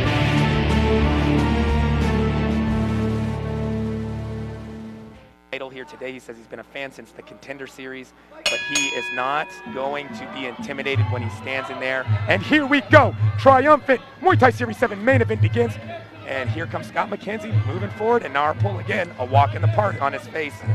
And you can see right away the biggest thing that stands out to me is the size of the frame of Scott McKenzie. You're right, he has a much bigger frame than Narapul. Yeah, he's chiseled from granite. I said he looked like while he was standing there being introduced by you, and now you're seeing it. But Narapul is efficiency of energy. You know, he doesn't waste movement, he doesn't waste energy, and it makes it difficult for his opponents to kind of rattle him because he's always composed, always looking like he's ready to counter. So makes it very tricky to get inside on someone like Narapul. Yeah, I feel like 250 fights, fighting Muay Thai is about as strenuous as walking. Yeah, like I said, he looks like he's walking through the park when he fights. Again, I'm going to call this like a high-speed chess match. They're going to be calculating, and then out of nowhere, something's just going to explode. You know, I've seen Narapul land 2 really hard leg kicks. Everyone I've said that sparred with him says when he kicks you, it feels like someone hits you with a metal pole, and you can see the damage that's getting done by those leg kicks already. They're slapping against McKenzie's legs there. Really smart tactic. He's leaning back, kind of timing that straight left. When he sees it coming, he's launching that inside kick. Yeah, because you got to put that weight forward to throw those big punches, and he's looking like he's countering. He's so calculated, is Narapul. So far, mostly kicks from Narapul, mostly punches from Scott McKenzie. But McKenzie pressuring, standing right in front. Looks like he's just trying to feel out the power and the strength of Narapul. Nice counter knee there from Narapul. Oh, looks like McKenzie's through the ropes there. Gonna break him up, let him reset here. Wait. Heard that left here ringside. McKenzie looking composed in there. You know, he's fought internationally, won the Pan Am's gold last year. You know, he's been through some really tough fights with really tough opponents all over the world. So he's not intimidated, but catching some leather here from Narpol off the ropes. Yeah, this is quite a test for him. Narpol kind of did this, that Thai style, kind of laying low the first 2 rounds. He did it with Eddie Farrell. He just kind of felt it out those first 2 rounds and started turning it on in the end of the second, beginning of the 3rd round. That's Muay Thai, it's Thailand for you. Actually, in Thailand, they hate it when the foreigners fight too hard the first round and messes up their betting. Yeah, I'm trying to get some bets going. The gamblers are trying to get some blood flowing, some bets going. As you know, Scott McKenzie's fighting out of the southpaw stance. He's trying to use that jab to measure. It's a very, very calculating clinch style from both these warriors. It looks like McKenzie, 10 seconds left, knows he's in a 5-round fight. Neither fighter is really trying to output too much energy here in this first round. Good thing the ropes were there for that throw. McKenzie would have went flying. Man, I'm looking the inside leg lead leg of McKenzie right now, and it is already starting to raspberry. It's a deep red inside. Took 2 or 3 nice inside leg kicks on that lead leg from Narpol in that round, and you can see it's starting to do damage already. The fighters set up, they're measuring each other, they're trying to find their pace, they're trying to find their range. I like the way Scott's setting up that jab to use that cross there, but Narpol's so calculating. He's laying off the ropes. You see redness on the back? That's actually because the ropes, he's leaning against the ropes, and he's been using that for play, for balance, for extend his range, and just get out of the way. And so he's playing those ropes very, very well.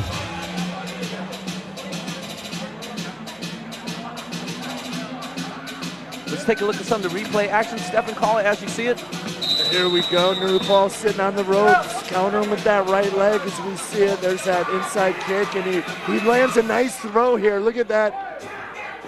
This is a little earlier where Scott got his arm caught on the ropes. He ends that clinch and he goes to a knee guard right away. Very, very smart move there from Narpol. Now, I went to see Narpol doing some training here, and he did about 25 minutes of clinch with about 5 different guys, and he was tossing them around like they were pillows. I tell you what, look at that slip.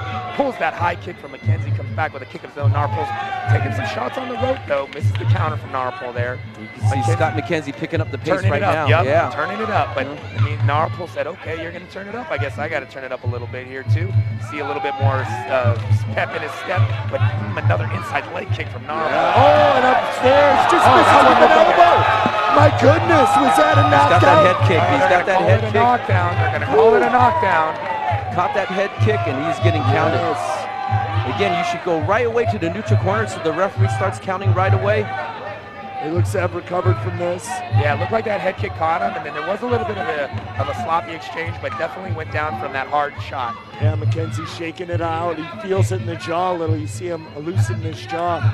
So we see our first knockdown of the round here. Second round. I am Brandon Kyle alongside Stephen Bonner and David Huey. This is our main event title fight as Narpol Fairtex takes on Smash Scott McKenzie in this 5-round super middleweight title fight. McKenzie just went down, took an 8 count. He's back right in front of Narpol. And you know, he said he wasn't going to play that style with Narpol, but it looks to me like he's playing that style with Narpol right now. Is. Can be very dangerous. Oh, Narpol again with that inside leg kick. And Scott being a southpaw, that inside leg kick is actually the power kick of Narpol, so it comes with even more force. Slips an elbow on the inside. It really is. When you're giving up reach on a tall southpaw like that, you're in the orthodox stance. It's another nice throw. But yeah, that right leg's going to be the huge weapon for Narpol, and it has been. He's so patient, just sits on the ropes. He looks like, are you coming or what? Waiting for his opponent, stalking him. 1 minute left in this second round here, and Narpol gets a knockdown in round 2. Now he's just kind of laying on the ropes, letting McKenzie hug a little bit. And this is a really interesting part of the fight, the clinch. McKenzie's a bigger guy, but most foreigners struggle in the clinch, and we saw that with BOUT in the first K1s. He came and just destroyed everyone from the clinch, so much so they had to change the rules. Yeah, you know, I'll tell you what. Whoa, another high kick as I speak into it. And he slips now. High kick return. And another throw. He's just a step ahead. He just seems a step ahead. He could see McKenzie's attacks coming. He timed everything beautiful there. Blended up in the clinch and took him for another nice touch. With which is huge points in Muay Thai. Jeez, man, just to watch a technician like Narpol do what he does with 10 seconds left in the second round, it's just beautiful to watch. Another high kick from Narpol. Narpol getting a little grit, biting those teeth a little bit, like, kicks out the base leg of McKenzie. And wow. See Narpol, what he does, he plays the ropes. He leans back against the ropes. He makes you miss, and he uses the ropes to bounce him. You can see how well he's countering now. He saw the little telegraph movements that McKenzie does. He laid off the first round, let him throw his stuff. In the second round, he just started timing those counters. Man, it's amazing to watch this man work. And another head kick. Whoa, uses the ropes to stay up there. Yeah. He does things that you just don't even think are possible. See that little ring. counter elbow too? Oh, so smooth. Everything's timed so well. Like you said, it's no effort, it's all timing. I want to see Scott not put the pressure so much. I want him to back off a little bit so Narpol will have to come forward and play more of the center of the ring because he's using those ropes too effectively against Scott McKenzie. A nice lead right hook there from McKenzie. Best punch of the fight. Now RuPaul counters with that high kick. You know, God, that kick hits so hard. You can hear it slap even when McKenzie blocks that kick. Yeah, even when the arm's up, that hurts. Oh, nice elbow. Misses the high kick from Narpol. Checks the inside leg kick from McKenzie. McKenzie not throwing many kicks, as you said. It's kind of McKenzie's punches versus the kicks at Narpol, and that's not winning. See, McKenzie's so paranoid about that right high kick now. Narpol goes to the left side and lands. He's taking what McKenzie's giving him here off the ropes, and you're right, David. I mean, this is Narpol's game. You just see the fight IQ coming out here with 250 fights. Yeah, Narpol took his first fight. He said he was 7 years old, started training, fighting it professionally at 10 years old. That's how you build up so many fights in your career there. Oh, looks like maybe a low kick was landed there by Narpol, and McKenzie doesn't even want to take that time. Maybe he should take that time to shake it off and think about it a little bit. He looks a little frustrated here. Nothing he's really trying is working. He might have to go a little caveman, Farung, foreigner, wild man style. Yeah. It looks like if it keeps going at this rate, he's going to need a stoppage to win this fight. Yeah, Narpol's landing and racking up points here in this third round. Yeah, got him down every round, not to mention that 10-8 round. Yep. Narpol Fairtex doing what he does off the ropes. He did a very similar fight with Eddie Farrell. And, oh my God, that one hurt him a little bit. You there can see it is again. Kind of rocked him a little bit with that high kick. We heard it here slap like a baseball bat. Yeah, I got to hand it to McKenzie. He's hitting at least probably 4 or 5 of those. My goodness. McKenzie's doing very well, keeping his composure, playing that possum face, trying to use that jab to measure. Again, what a treat to sit here in the best seat of the house. Really, though, isn't it? The fight of a legend like RuPaul. Just so smooth in and out.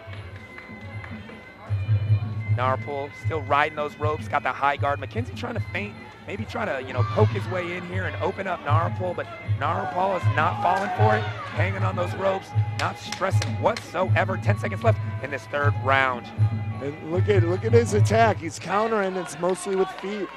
Boy, there's a knee. Kind of goading McKenzie on, like, what do you got? Throw it at me. Yep. Doesn't matter what Scott throws. He's just slipping and ripping right back. And maybe we see this as the championship rounds here. Guys, it is Brandon Kyle alongside Stephen Bonner and David Huey. We are calling the final fight, the main event title fight between Narpol Fairtex and Scott McKenzie. It's been a banger so far. Narpol knocked down McKenzie in the second round, wobbled him in that third round. Now we're into the championship fourth round. And looks like Narpol's starting to turn up the heat a little bit, David. Oh, yeah. He wants to try to make his mark right now. 2 more rounds in this fight. Oh, beautiful counter right elbow there as McKenzie attacked. Just the timing is so impressive. Just sitting on those ropes. McKenzie's complaining about another low groin kick there, but continues to fight here. You see the frustration. It's a puzzle he can't figure it out. Almost like McKenzie's looking at a calculus problem that he just can't figure the answer to here, no matter how hard he tries. Yeah, you can see him in there thinking, and when you hear it from a lot of fighters, when you're thinking, that's when you get caught. Yep. Most fighting's got to be by the unconscious mind reaction. Looks like McKenzie's going to choose to press forward and try to really catch Narpol. But McKenzie, with that frame, carries a lot of power, and all it takes is one shot. Yep. Even if you're Narpol Fairtex, if he catches you good, you never know. It can change the whole Ben's fight. punch of that fight he landed was that lead right hook. Let's see if he'll go back to it. That's usually what fighters do. If you find something that works, you go back to it. Just like Naru Paul's been doing with that right high kick all night. Narpol on the other side of the ropes now. Again, I want to see Scott not pressure him against the ropes. I want him to draw him out, make Maripol fight more at the center of the ring. You know, maybe Scott's figuring I have a great cardio. I'm going to push, tire out Narpol. But the way Narpol's fighting, he's not going to get tired. He could fight like this for 50 rounds, it feels like. You're not going to tire out. It's not only he's leaning away against the ropes, but he's using those ropes to bounce himself back too. So he's adding a little bit of power by using those ropes to spring him back forward to get those counter against Scott McKenzie. Now, oh, sorry, go ahead, Stephen. McKenzie is a little more aggressive this round, but look at the welts on his body. Inside leg, the back, the body. You can see the redness starting to build on McKenzie. And I went to see Narpol training there with Ganyao, and I saw him clinching with 5, 6 different guys, and I thought they were, you know, taking it easy on Narpol, letting Narpol throw him around because I was there videoing. But I'll tell you what, now watching him against McKenzie, it looks like they were still trying 100%, and Narpol was able to do that, seeing what he's doing to McKenzie here in this fight. You said it, his coach, Ganyao Fairtex, the tallest Thai I've ever seen. I say that every time. He was also the Muay Thai coach on season 1 of The Ultimate Fighter, so we go way back. There you go.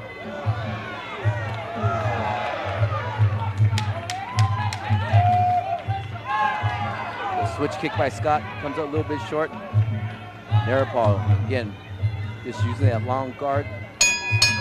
Pitching a shutout so far. Let's see if McKenzie can disrupt his rhythm a little bit. Now, this is the 5th and final round for this championship. Boy, oh boy. I'll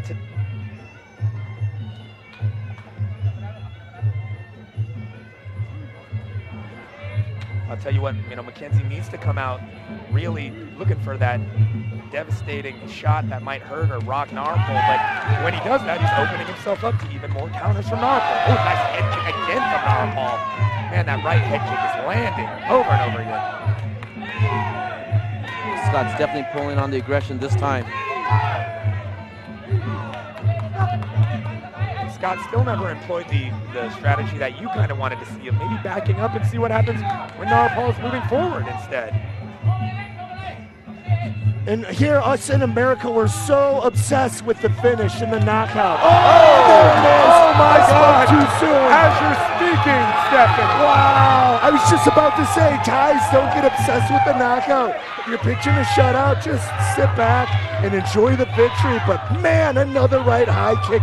This one sends McKenzie to the canvas. Wow, Narpol, I think, you know, you said that, but Narpol is a Thai, but he's been living in America, and maybe he's been watching a lot of fights in America, and maybe he's looking for a finish in this 5th round. He throws that head kick once again. And I'm sure he got the nickname Mr. GQ in America. Yeah. Whoa. Oh, minute 30 left, guys. It is Brandon Kyle alongside 7 Bonner, David Huey, Narpol, Fairtex in the red, Scott McKenzie in the blue. Looks like Fairtex is running away with this middleweight, super middleweight championship fight tonight, but Scott McKenzie is pushing, looking for something. Can he find it? McKenzie came in aggressive like he had to do in this 5th and final round, just to eat another right high kick from Narpol, sending him to the ground for the 2nd time here. Let's see if he can finish strong right now. Nothing to lose. Go in, see if you can get that action. Again, that just high kick from Narpol Fairtex just comes out of nowhere. They're so fast, one after another. And now he switches to southpaw, firing that right jab. He knows he's got this fight in the bag. Here we go. Let's see if Narpol can land one more big shot. Less than a minute left in this final 5th round. Super middleweight championship fight. 30 seconds, ladies and gentlemen. Let's see if Scott McKenzie can find that one shot, or if Narpol can finish off and become champ, middleweight and super middleweight triumphant champion here tonight. Narpol just keeping jabbing, keeping McKenzie away. He knows he's got this fight in the bag, and he's just 10 seconds away from another title. 10 seconds left, folks. What will happen? One last exchange here on the ropes.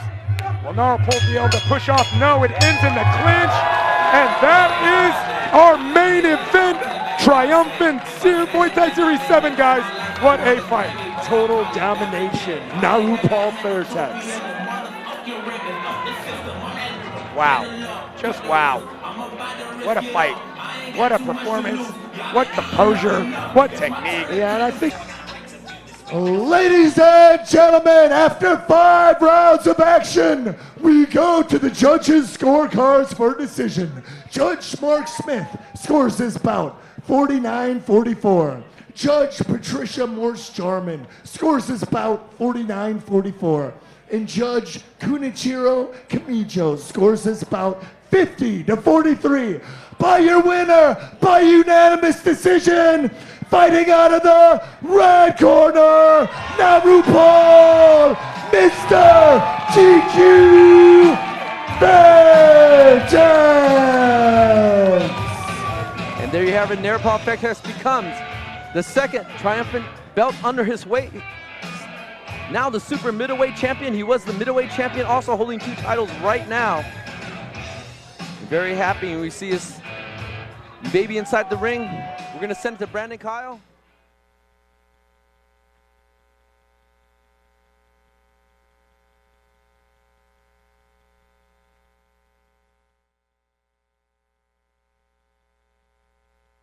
We hope that you enjoyed that replay of our Triumphant 7 main event where Mr. GQ Narupol Fairtex defeated Scott Smash McKenzie, keeping his 160-pound super middleweight triumphant title. Folks, we are almost ready to start the second half of the show.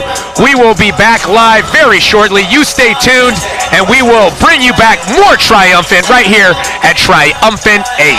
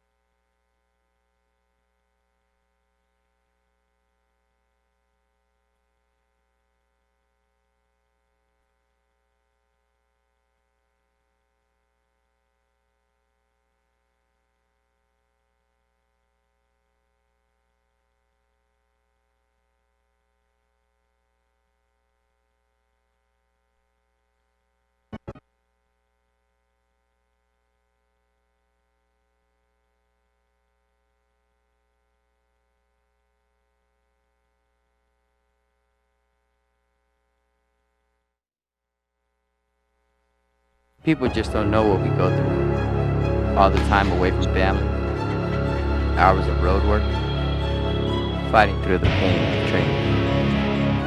You know, people just don't understand how tough this life is. People ask me then, why do it? Simple. I want to be the best in boxing. Follow Best in Boxing on YouTube, where the future stars of boxing fight.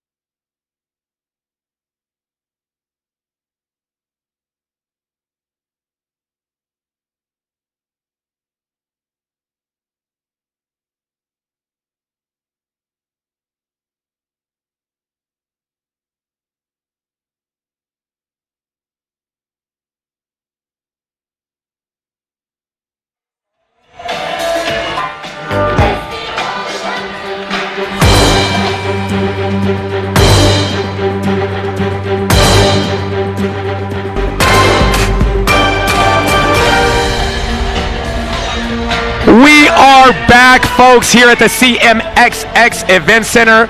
We are halfway done with Triumphant 8, and we have our pros to come up. Also an amateur title fight. David, it's been some bangers so far in this card, as always, as per usual, when it comes to Triumphant. If you could, it's tough. If you could, can you give me your picks of fight of the night so far? Oh, it's got to be Juston Campos taking on Christian Hernandez. These guys were banging it. It was a split decision. You know, Hernandez rallied really well in the second round. Campos came back on the third round. It was that swing round, that first round that led it to a split decision. Christian Hernandez taking that win. Wow, that was fight of the night for me so far. Yeah, you know, it's tough to argue with that as fight of the night. So I might have to say my performer of the night so far has to be Chris the Heartstopper Hartman. He was fighting a longer fighter. He was fighting a southpaw. Both of those things can cause difficulties, but he was able to use his footwork, his movement, his in and out combinations, effective boxing into kicking, and he was able to pull out that unanimous decision victory. Now we have some big fights coming up here. Got a 5-round USMTA title fight between Connor Bracken and Eric Watts. I know you're excited about that. And we also have our pro feature fights where Jake the Avocado Haas is coming to make his pro debut against another pro debuter, big-time former South Asian champion, Aussie champion, North American WBC champion, Andrew Webb. We're excited about that one. And, of course, we have MMA veteran Amber Leibrock taking on the pure Muay Thai fighter,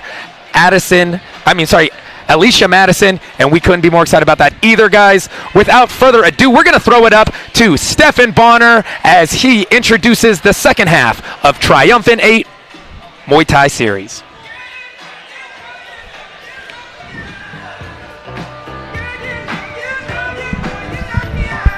Thank you, Brandon. And we are back. How was that for an intermission, a little live entertainment? But before we kick off the second half of tonight's show, I want to get a little word from our CEO. Give it up for Mr. Jeff Quarez.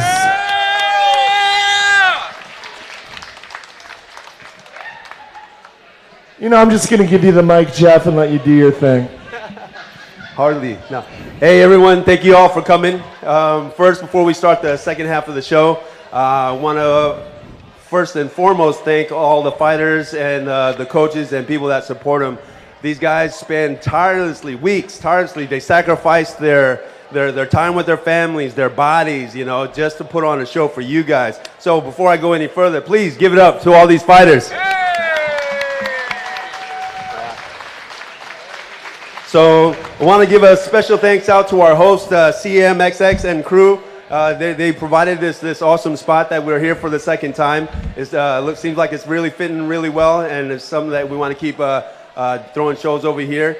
Also want to thank the NSAC and USMTA. This is actually one of the smoothest weigh-ins and pre-show that we've ever done. So a really big thanks to them. This means a lot to me. So definitely, give that up. Give them a round of applause for them as well. Thank you, guys. Also want to thank my Triumphant staff and crew. They're the ones that go ahead and gives this setup, makes it all look nice and pretty for everyone to be seen all around the world as on our YouTube channel. But lastly, I want to make sure you guys enjoy yourselves. Hopefully you guys can join us after the show at Inspire for the after party and meet all the fighters and the refs and all of us over there. We can smooth it up a little bit. So if you guys are ready to watch some more rules Muay Thai action, everybody let me hear you say "Hey!" One more time, "Hey!" All right, guys, have fun. All right, thank you, Mr. Jeff Quarez. And now I'm going to ask you all to stand and please join me for our national anthem.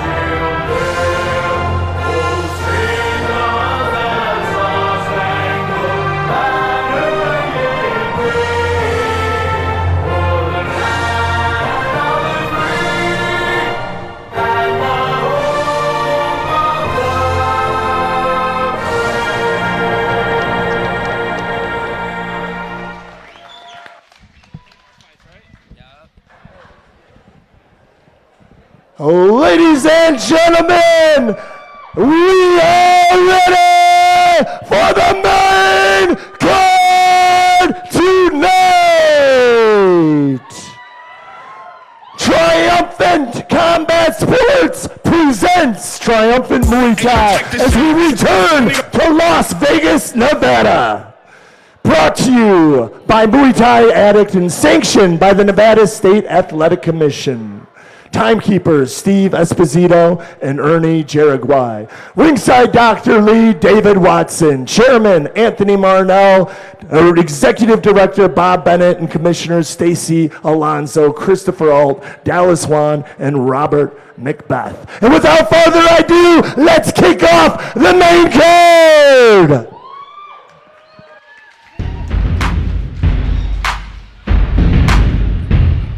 Welcome back, fight fans. Brandon Kyle here alongside David Huey, and we are joined by special guest, Muay Thai World Champion, Bellator MMA standout, Gaston Bolaños. Gaston, thanks for joining us in the broadcast booth here today. How's it going, guys? I'm just happy to be here, happy to join you guys for the main card of Triumphant.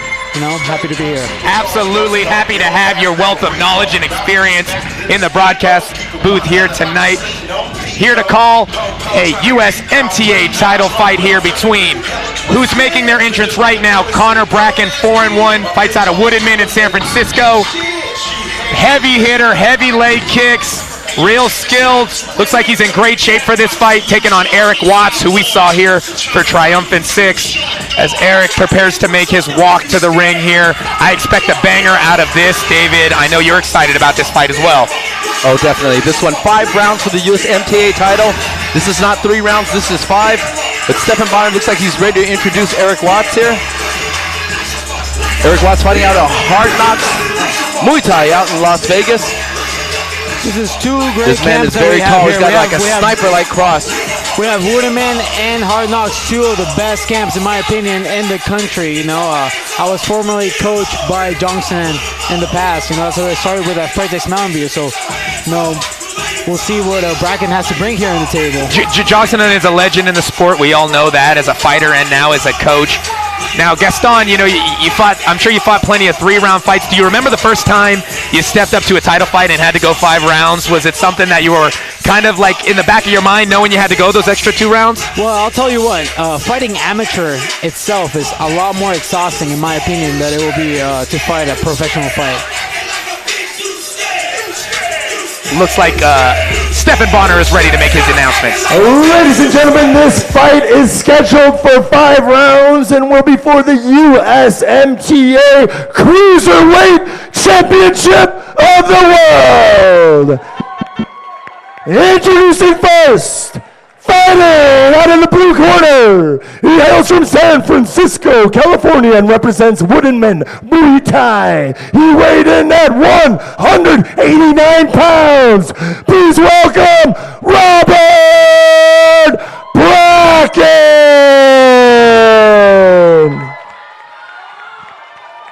And his opponent, fighting out of the red corner. Fighting out of Las Vegas, Nevada, and representing Hard Knocks Gym. He weighed in at an even 190 pounds. Please welcome Eric Watts.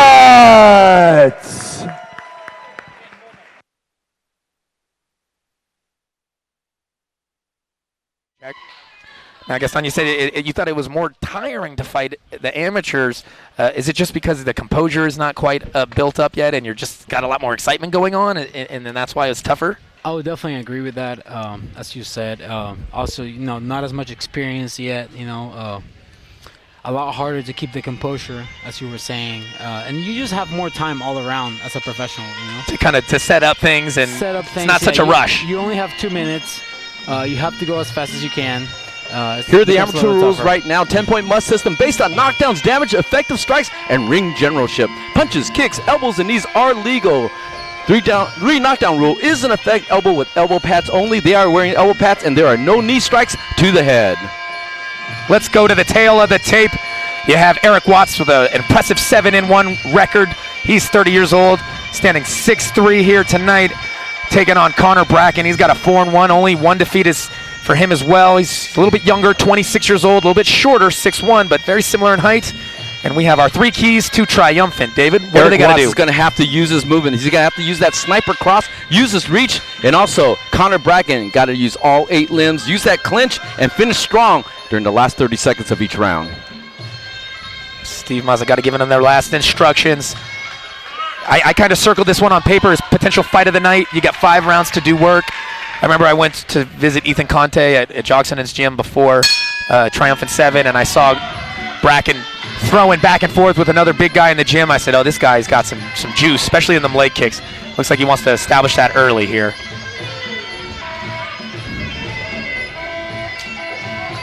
Oh, as you're talking about, Gaston, these guys got a lot of excitement coming into this first round of this championship 5-round fight here. Yeah, it seems like they're getting right to it right away, huh?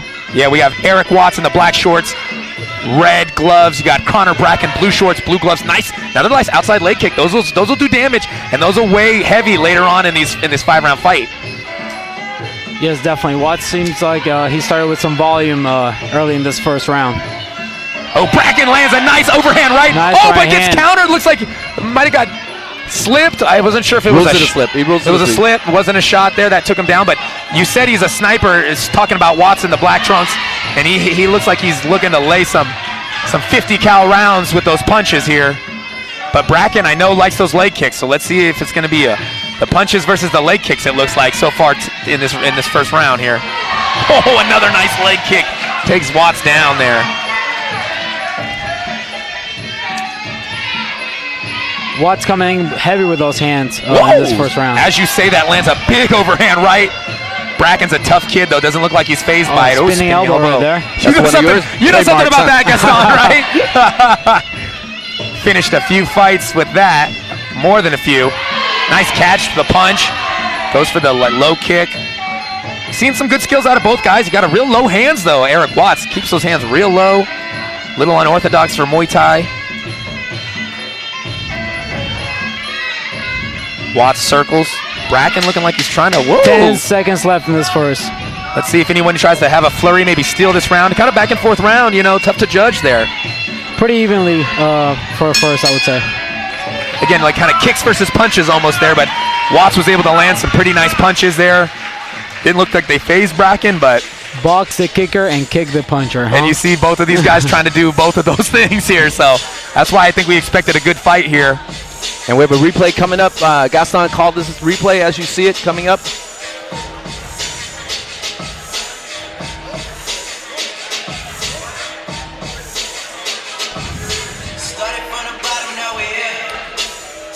We have a right hand right there. Oh, and that David said that was a slip right there, but it looked like it hit him. It looked like a slip, but it looked like it hit him at the same time. So it could have been a quick flash knockdown. Yeah, only he knows what really happened in there, but hopefully both fighters are composed, and we're about to see a good second round right here.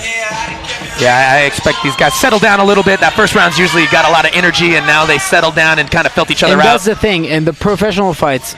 In the first couple rounds, these guys fill each other out, and the amateurs, you can see they go come straight. out. Yeah, they it's go like racehorses. To it. Oh, big outside leg kick from Bracken. Yes. Oh, big punch from Bracken. Spinning elbow. Oh, nice knee though from Watts. Almost hit the head there though. Got to be careful for that. Yeah, in the amateurs, that's not allowed. Like we talked about, Chris Hartman. Did it again right there. Watts being taller fighter, got to be careful where he's targeting those knees. Lots of slip and sliding going on in this fight so far. Bigger guys, it happens. You can see Watts trying to set up some big shots upstairs. Oh, he got hit with a nice hook. Looks like it might have hurt him. Oh, he's down. I think they're going to call that a knockdown for sure. Yep. It looks like one of the punches might have hurt Watts, and then Bracken just followed up and kept throwing. It seemed like the right hook at the end might have hurt him right there. Definitely. Here we go. We're back in order after that standing 8 count. So left Bracken. Hook, right cross. Coming in with that jab, trying to close some distance. Nice outside from Watts. Nice cross from Watts. I want to see Watts' hands a little bit higher and a little bit tighter. I want to see his punches a little bit tighter. He's getting tagged in between. Yeah, I was saying he had those real low hands. Again. Oh, a big body knee. Oh, second countdown. Oh, he's hurting bad. Oh, he's hurting so it's gonna bad. Be over, and it's all over. It's right now. over. Amateurs, they're not going to let you, even if you could stand up at that he's point. Over. He just went down again. Oh, man. What vicious lower half attacks coming from Bracken in that round. He's hurting so bad. Yeah. He can't even stand. He got tagged first with those punches, coming in with those knees with the hands very low. He got tagged first, and then he was getting kneed right in the stomach. Wow. The power in the legs of Connor Bracken, not only with the kicks, but the knees that finished the job. Man, Watts is hurting so bad he can't even stand up. It's been about 30, 45 seconds, and he is still hurting from that body knee so bad he is unable to stand up. We're just hoping that he's going to be okay. Sometimes you get the wind knocked out of you, right? And it can feel like you're going to die for about 30 seconds to a minute. I like Bracken's respect here. Obviously, you can see the respect that has been translated from his corners, Juston, Yeah, when your opponent's hurt like that, you never wish to harm somebody permanently in there. You just got to do what you got to do to win that fight. It's all business. It's all business. It's all part of the game. It's kill or be killed in there, and sometimes you're the hammer, sometimes you're the nail. Tonight, Connor Bracken is the hammer, winning that USMTA cruiserweight title. Let's take a look at the replay here. Juston called this replay as you see it. Coming up right now. You can see as I told you, that right cross came in, boom, landed it twice in a row. Knocked him down first again, and then here he comes with the right knees. That was the first one, left hook, right knee again, boom, he goes down again, and it's all over, just like that. Same spot twice, and it was too much for Watts. Wow, big fight.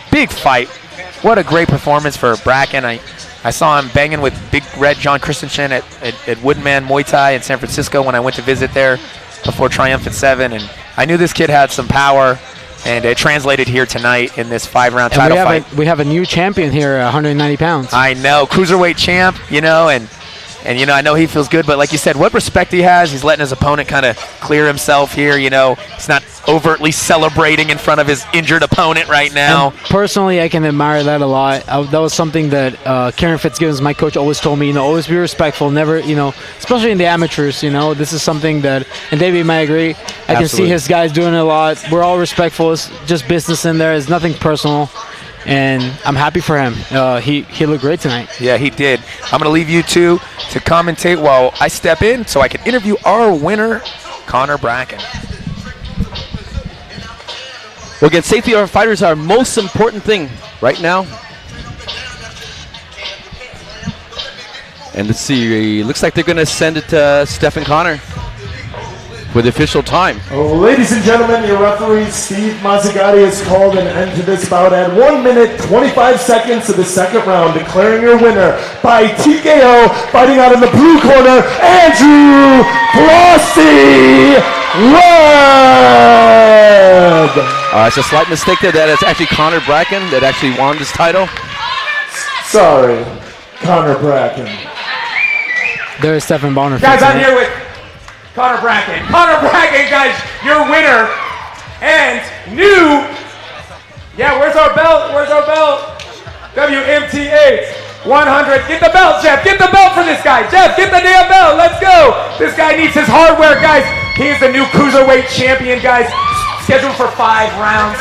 Only took a round and a half to take care of business. It was a back and forth. Here we go, baby. Let's throw that belt on him. Look at that. So shiny. Got some hardware for that jewelry case now. It was a back and forth fight. Back and forth. You guys were kind of throwing shots. You ate a couple good punches, but you were able to persevere, and you were able to establish that outside leg kick attack. And I think that kind of softened them up. Was that part of the game plan coming in? I saw you, like I said, I saw you working with Big Red, and you guys were going back and forth with those leg kicks. And I knew that was a skill and a power that you had. Was that kind of part of the plan to try to take that leg out early in the fight? 100%, yeah. We worked on that all camp, trained for it. We knew he moved around a lot. We knew he had a lot of power. He definitely showed it to me. I knew I had to just keep throwing those leg kicks to open it up for the overhand right, which got me in for the knees. Very, very nice. Now, it was a back and forth exchange. It looked like you might have rocked him in the beginning, and it looked like you caught a punch maybe when you're chasing in the corner. Now, it looked like it could have been a knockdown. They ruled it a slip, but it looked like he caught you on the replay. It looked like he caught you and maybe kind of flashed you down to a knee there for a second. He hit me hard. I knew where I was the whole time. I wasn't fully rocked, but I mean, he definitely hit me hard. I felt it. Yeah.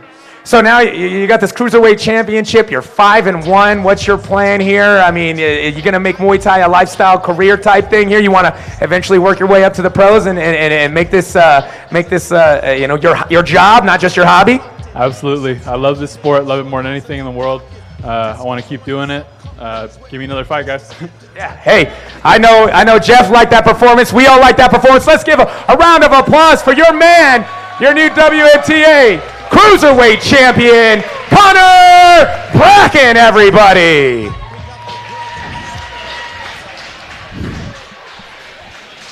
And Connor Bracken takes that win, 1 minute 25 seconds in round number 2 by way of knockout over Eric Watts. A great fight there. You can see the team there, Juston, Fairtex, and Jeff Porras standing right beside him. He's the winner. He is the new USMTA champion. Finished business in round number 2. Well, hopefully we'll see him defend that belt soon. He looked great tonight. I would like to see him against some stiffer competition. It will be really interesting. And coming up, Jake Haas from Phase 3 is going to take on Andrew Webb, both fighters with illustrious amateur careers becoming professionals on their pro debut here on Triumphant 8. Yeah, we've seen Jake Haas, I think maybe 4 times. The first 2 times he won by devastating knockout, spinning elbow knockout, and a flying knee knockout in his first 2 performances. He took on some really tough, taller fighters on his second 2 performances on Triumphant, had tough decision losses there. Those were 5-round Bay Area Challenge title fights that he barely, I mean, he showed well, but he wasn't able to win the decision. I talked to him, he said, he spent some time in Thailand. He really slowed himself down.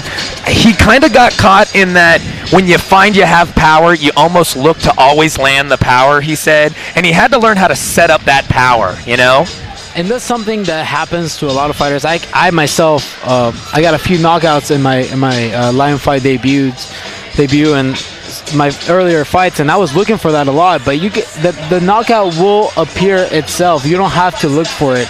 The time will come for that. If the technique is there, if the timing is there, the knockout will appear. You don't have to look for it. If you look for it, it will be harder to find it. Sometimes if you look for it, it'll find you. Exactly. Yeah, and he's never been knocked out or anything like that, but sometimes he got caught chasing his power, and he wasn't able to land it, and he got kind of outpointed by longer fighters who fought real smart and slid away and circled out. And he's got a long fighter he's fighting tonight when it comes to Andrew Webb. This guy was a South Pacific ISKA champion, Australian champion. He came over and won a North American WBC amateur title. So this guy is not short of experience. He's much taller than Jake. So we're going to kind of see if Jake has learned from some of the mistakes of the past fighting taller fighters and is able to kind of cut off the ring and find his power in this fight tonight. Let's talk about the main event. Alyshia Madison taking on Amber Leibrock. Now, have you worked with Amber? Amber is my teammate. I consider her my sister. We're good friends. We've trained together since she started basically MMA and since she first came to CSA a couple of years ago. She's a very decorated striker, and I'm really excited to see what she can do tonight in the Muay Thai ring.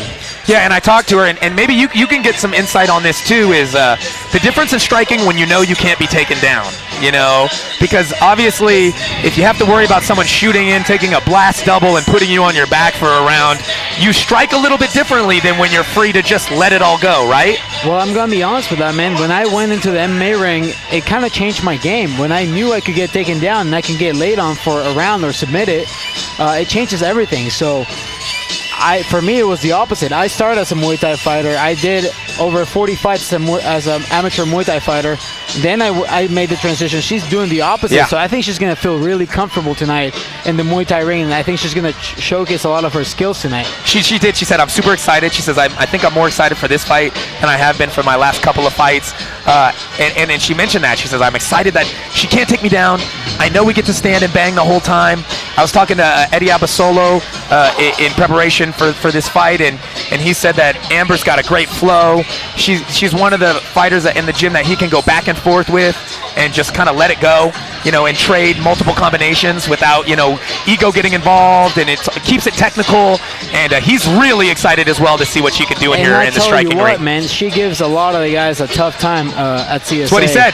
That's what he said. She's a very, besides tough, she's a very technical fighter, and I think throughout this camp she's kind of reinvented herself. Cool. And I think we're gonna see it tonight. We're gonna see a whole new skill set in the Muay Thai ring. Yeah, and she's taken on a really tough, really experienced Alyshia Madison, who has, I think, over 10 amateur. I think she was 9-1 or 9-2 as an amateur. Yes. 5 professional fights. So she's spent a lot of time in that Muay Thai ring, and she's very experienced when it comes to the Muay Thai. So it's going to be, interesting how she adapts to Amber's game, if she's going to be able to change her game, because, I don't think Amber's going to give her a straight traditional Muay Thai look. I think she's going to be mixing it up a lot, using a lot of range and footwork. And so we'll see how Madison is able to if she's able to adjust her game to. Yeah, she's going to come in at a disadvantage. She's coming in on a 1-week notice on this fight, and she's moving up 15 pounds. Normally fights at 130, fighting at 145, but her camp says we never turn down a fight. It's a golden opportunity for her to make her mark here. Well, sometimes that can be a benefit or a detriment. When you don't have any pressure, and it's like, sometimes, a 2-month camp, you put a lot of pressure, you can get emotionally exhausted in that camp. Whereas when it's like, hey, you want to fight in a week, and it's like, I'm in shape, screw it, let's go. It can kind of be like, you don't have nearly as much of the pressure that you do when you have a full camp. Well, when you've been getting ready regardless for a fight, it doesn't matter when the fight comes, because it's just happening. But when you're fixating for 8-10 weeks or however long that camp might be, it can be a little tougher if you don't know how to deal with it emotionally. So yeah, definitely. I think we have 2 ladies that are gonna adapt tonight in the Muay Thai ring, so it's gonna be really interesting to see.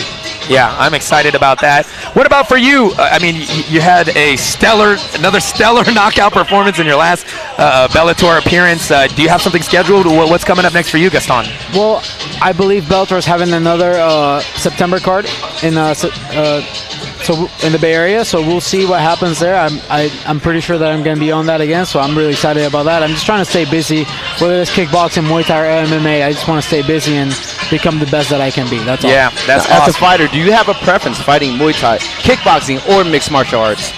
And that's the thing. I don't call myself an MMA fighter. I don't call myself a Muay Thai fighter or a kickboxer. I call myself a fighter. I'm a competitor. So whatever it is, I'm going to get ready however I need to get ready, and I'm going to do the best that I can. And whether I win or lose, we'll see about that. But I'm going to put my best out there. That's all that matters. Yeah, and we're excited to see you back in there. Every time you're in there, it's fireworks and highlight finishes. So can't wait for that. And we'd love to see you back in that Triumphant ring someday, doing what you started at. Your Muay Thai. Well, I know you, like you said, you're a world champion, and you fought on Triumphant too as our headliner there, and had a stellar. It was a body. That was a body shot, right? Was that a hook? It was. A body shot. It was a liver shot against Turan Haas. It was a great homecoming for me. I had never fought so close to home before.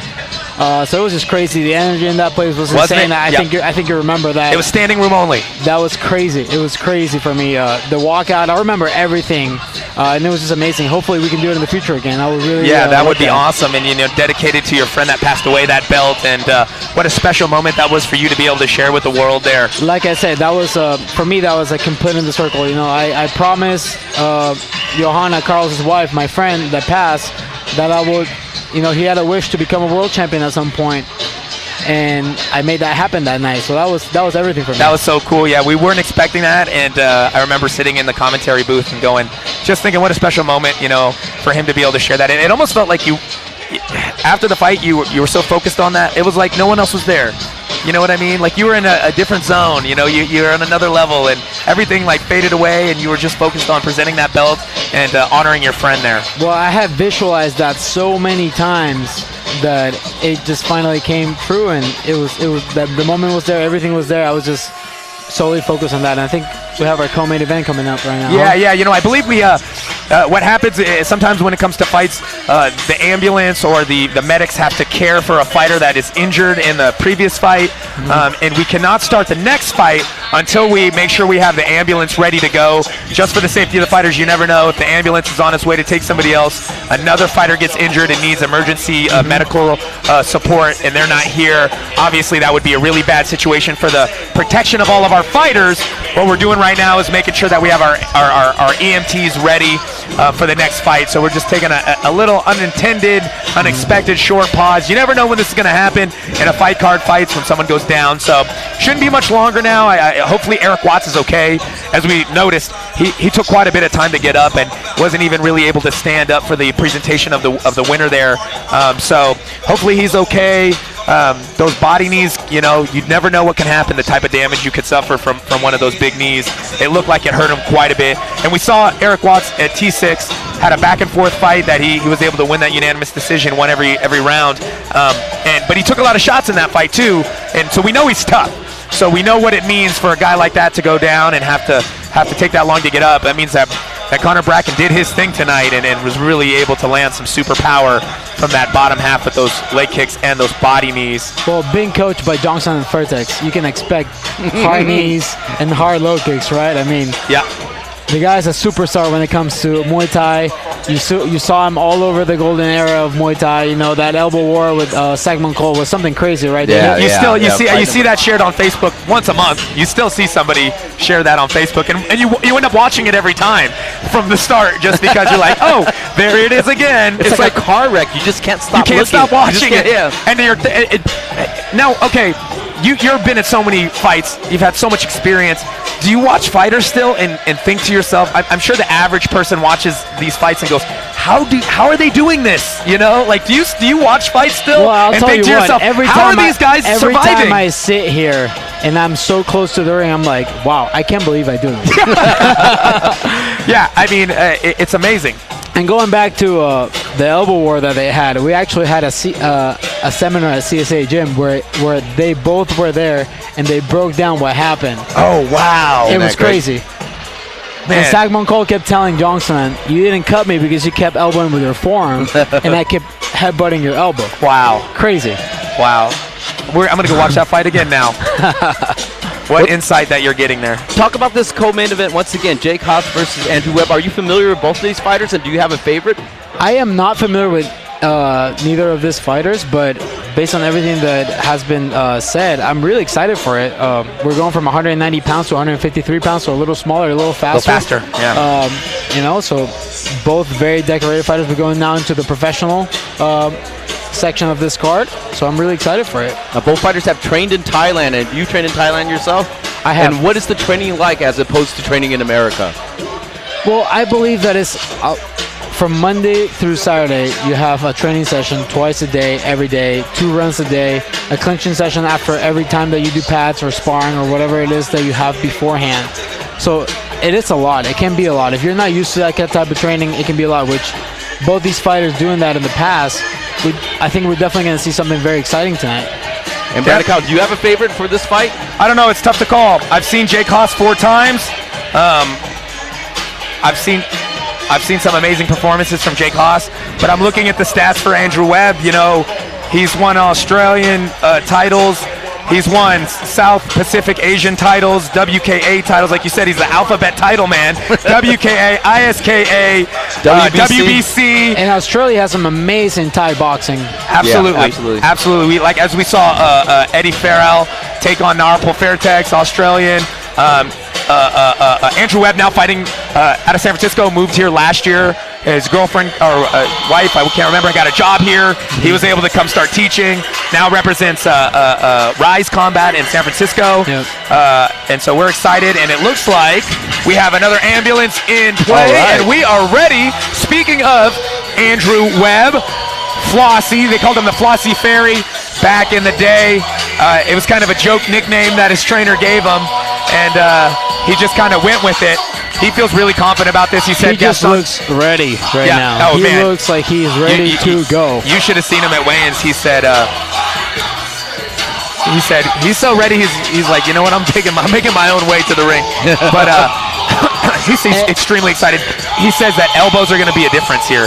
He says something he couldn't do. He didn't like in the amateurs. In fact, he stopped fighting amateurs for 4 years because they forced him to wear elbow pads, and he refused. He said he thinks it's bad for the sport, and he just refused to fight on principle alone because they wouldn't even use elbows. So he decided, you know what, I'm going to go pro because I want to use these elbows, which he feels like a big weapon for him. Oh, we hear some screaming here for the fans of Jake Haas fighting out of Phase 3 in Santa Rosa. Jake Haas is a Bay Area Challenge title holder, former title holder. He has also won a IKF Continental Amateur title here, a U.S. title. I saw him win that with a devastating performance up in San Jose last year. So Jake Haas, he's got great power. He's one of those guys, anything he throws, it's going to hurt if it hits. But he's had trouble finding it the last couple of fights. We'll see if that time in Thailand has made him a little bit more technical as far as setting up his power. I definitely think we have a stellar co-main event here. You can feel it, huh? I can feel it. I can see it. I can feel the energy from both these guys. They're both ready to go. Now, I see Juston is like a little more excited for this fight. Do you get a little... Oh, it looks like... I'll ask you after Stefan does his introductions here.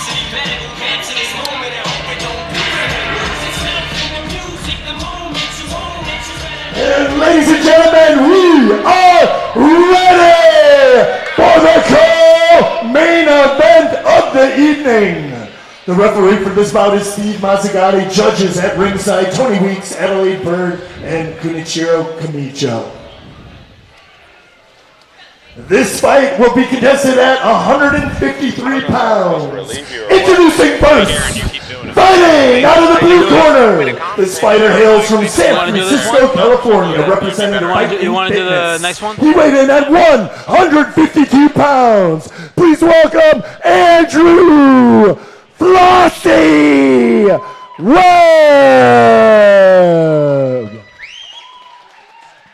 And his opponent, fighting out of the blue corner. He hails from Santa Rosa, California, representing Phase 3 Muay Thai. He weighed in at even 153 pounds. Please give it up for Jake Haas.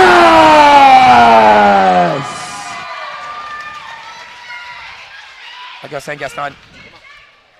Oh.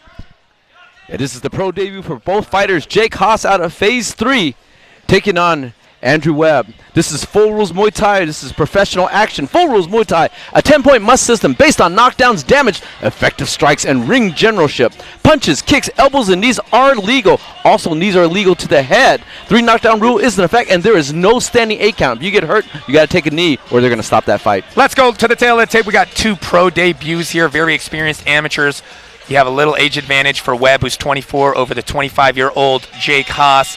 5'7" for Haas. It says 5'4" for Webb. I think that might be a misprint there because he looks closer to 6'4" than he does 5'4". So I think Webb's going to be the taller fighter in there tonight.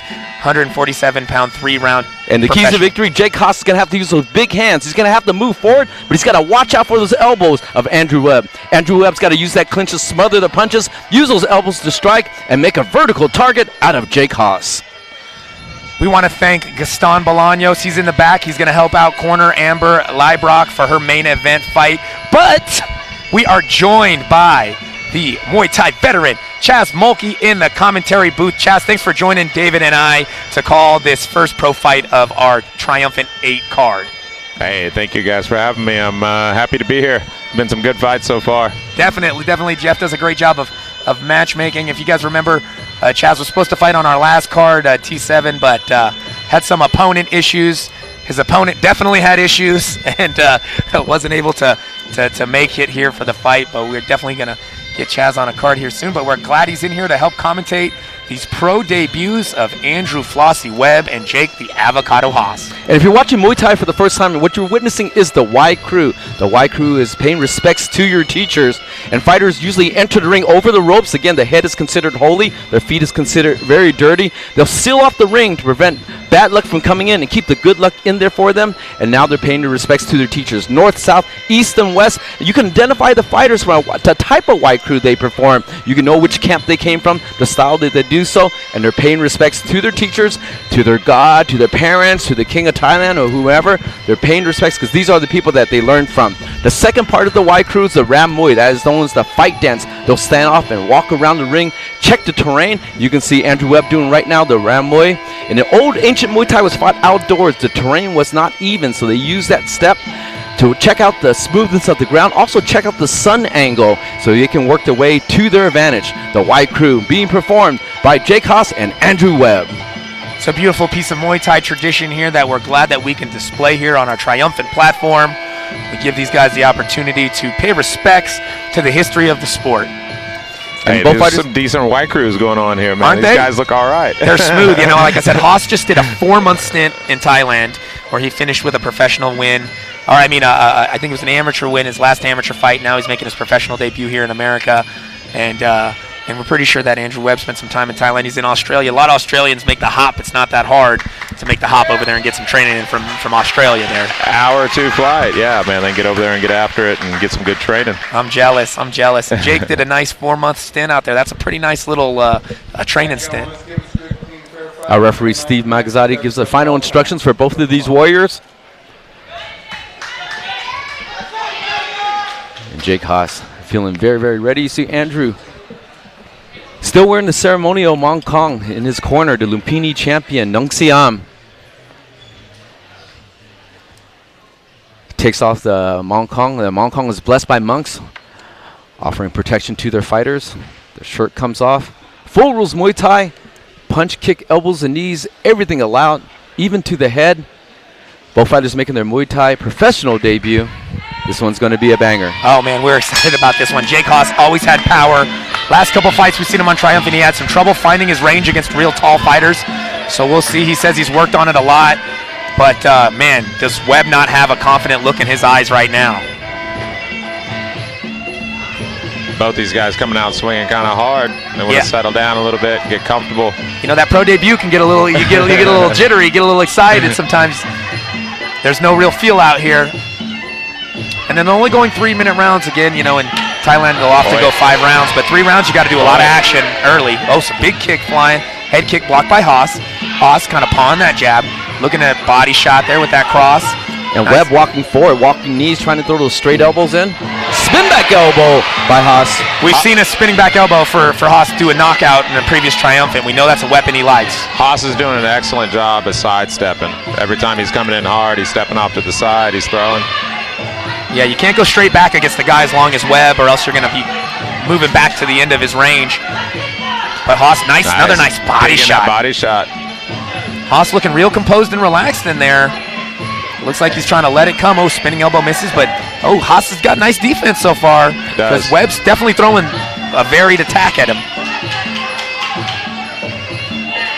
There's that power we're used to from Haas. Nice knees. Good turn. We know Haas is strong. We've seen it in his previous amateur fights for Triumphant, so he's doing a good job of controlling the position and not compromising his position. Using that clinch to kind of keep Webb on the ropes. Webb's landing those little shots, though, inside. It's like Webb's kind of biding his time in the clinch here. Haas has got the more powerful knees, though. His look better. They're trading knees, but Haas is giving more damage, it looks like, with his knees. Oh, 1-2 combination by Haas. And what does he say? That did not go good. Mouthpiece. Does he not have a mouthpiece in? Has he not had a mouthpiece in for this whole? Did it fall out or did he not have it? I don't think he had it. I will go ahead and take one for the team and say I've done that before to one of my fighters. Hey, I think we've all done that. Talk about being anxious to get it started, right? Okay, so now everyone is nice and safe. I think he took that right from Haas and said, "Wait, that don't feel right. Let me get that mouthpiece in." Big shots coming from Haas in this 3-minute first opening round. Nice over-the-top elbow.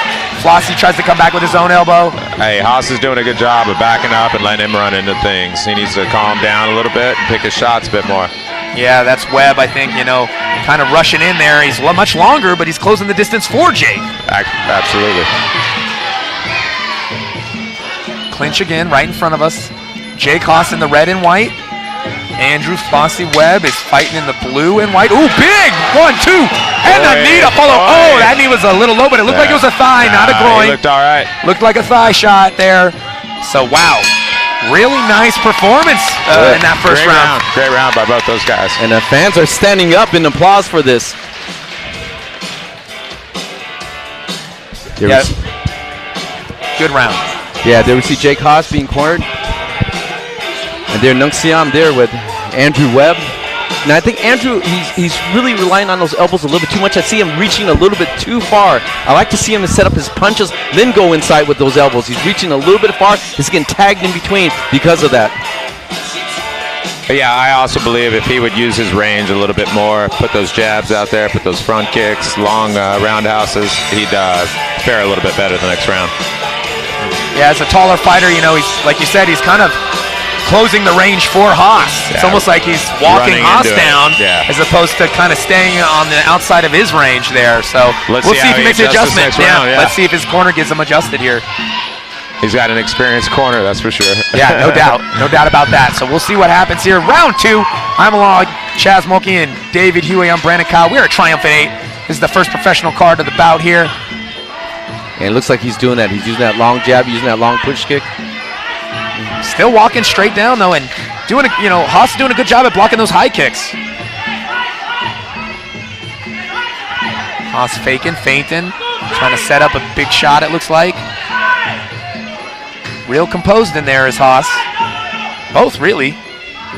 They do, they look good. They look like they've been doing this 10, 15 pro fights. Both the guys look relaxed.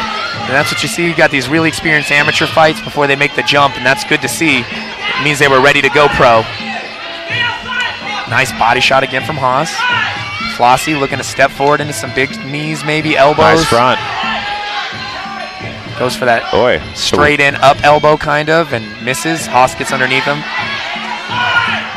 Flossie looking like he's kind of trying to figure out the puzzle. Oh, nice spinning elbow from Haas.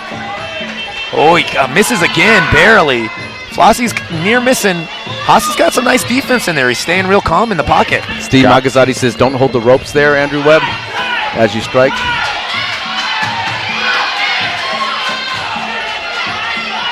And Haas now finding his range with his punches. Sure is. I guess it's not easy to find, when your opponent's walking straight forward. That pressure is starting to get to him. Webb going in, trying to set up for that elbow. Nice little step over knee, right? Another big spinning elbow from Haas, man. Beautiful. He is really lighting them up with those spinning elbows. You could tell these boys were eager to use those bad boys here. Nice right hand from Haas. Haas is bringing it up and down. Haas making a nice vertical target. Oh, nice body kick, though, from Webb. That pressure is really starting to work out for Webb. He's he's walking forward and he's walking him backwards, using his knees, using his long jabs. That's the thing when you throw a lot of power, as Haas likes to do. Sometimes, if you don't hurt your opponent and stop their forward progress, it can get exhausting towards the end of a fight. A lot of guys with power are used to being able to kind of stop that onslaught.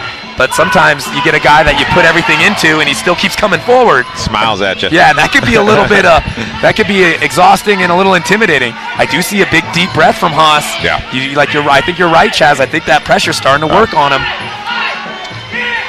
Now it looks like, nice elbow. Look. Off a walk knee, beautiful. Webb is starting to land more. Oh, looks like a cut is opened up over the left eye of Jake Haas. Over the left eye with that last elbow. Through, Yep. Oh, that was a nice body shot right there, though. Both these guys are going back and forth. I think he realizes that he's starting to come back forward a little bit more. Trying to. Nice. Both go for the spin. Big left hook, big body hook. Oh, what a second round finish there. Beautiful round, guys. Oh, my God. Both these guys are freaking exhausted right now. We also see a big mouse underneath the eye of Andrew Webb, too. Great action between both fighters. And it's something I didn't expect Haas to throw as many elbows as he's been doing, but he's been doing good. He's throwing some spin back elbows, using elbows and punches mixed together. But then we see that cut right there off the corner of the eye. They're working on it right now. Let's take a replay action. Chaz, call this replay as you see it. Nice body kick off the hook. Went in with the lead elbow. Oh, that was a big straight body shot. That was that big straight body shot. Using his jab again, pressing the pressure forward. Ooh, that could have been bad for both of those them. guys took a risk.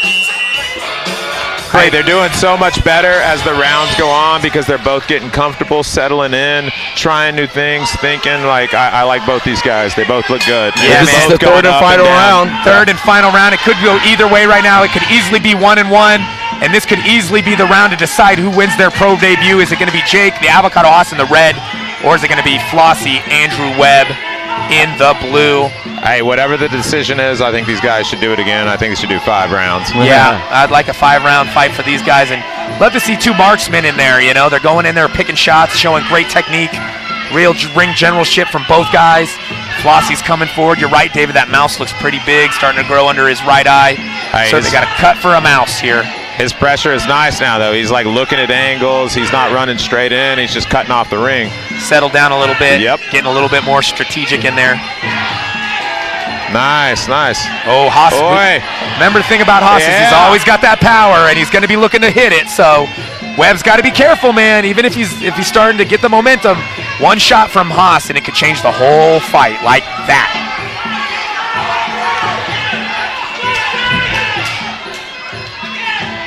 Little lull in the action. Big shots coming from Haas.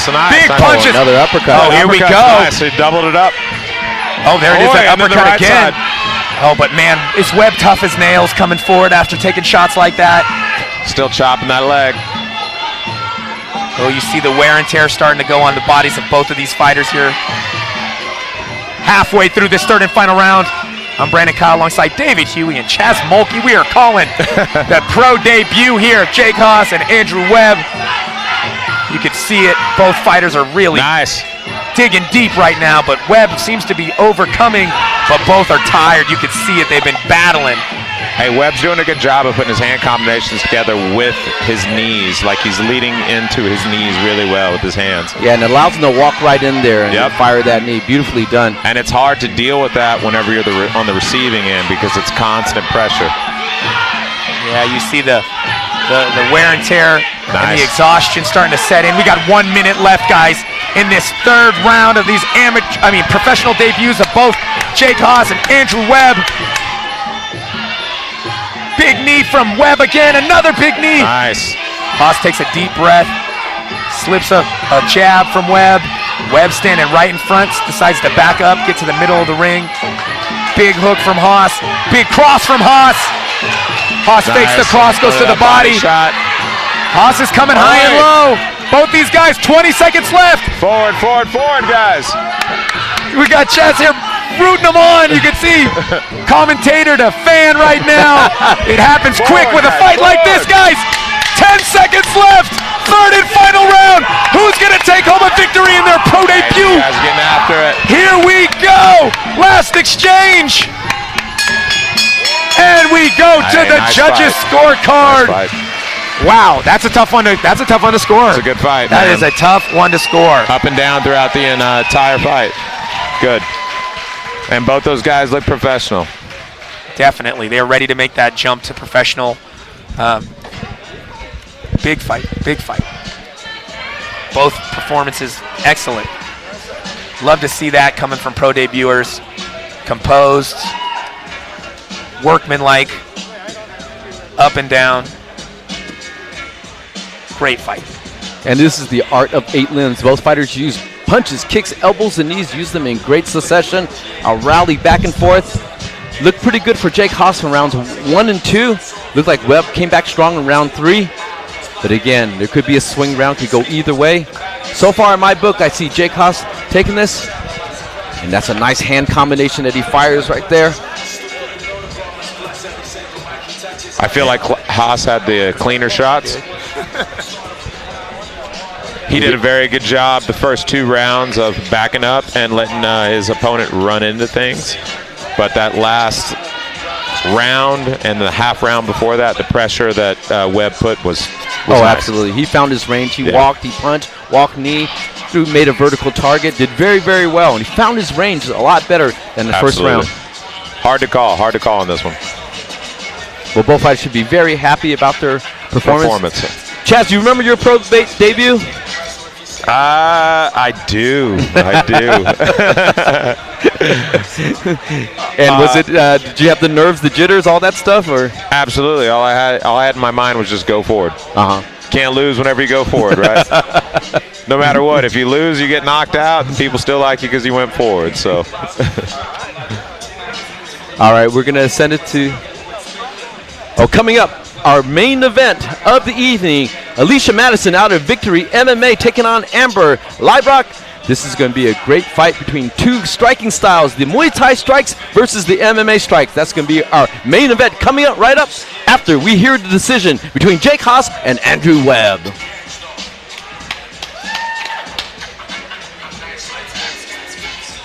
And there we see the living legend himself, Juston, trying to get the glove off of there. The Woodenman. The Woodenman, yeah, that's right, man. Brandon Kyle there with our beautiful ring girls.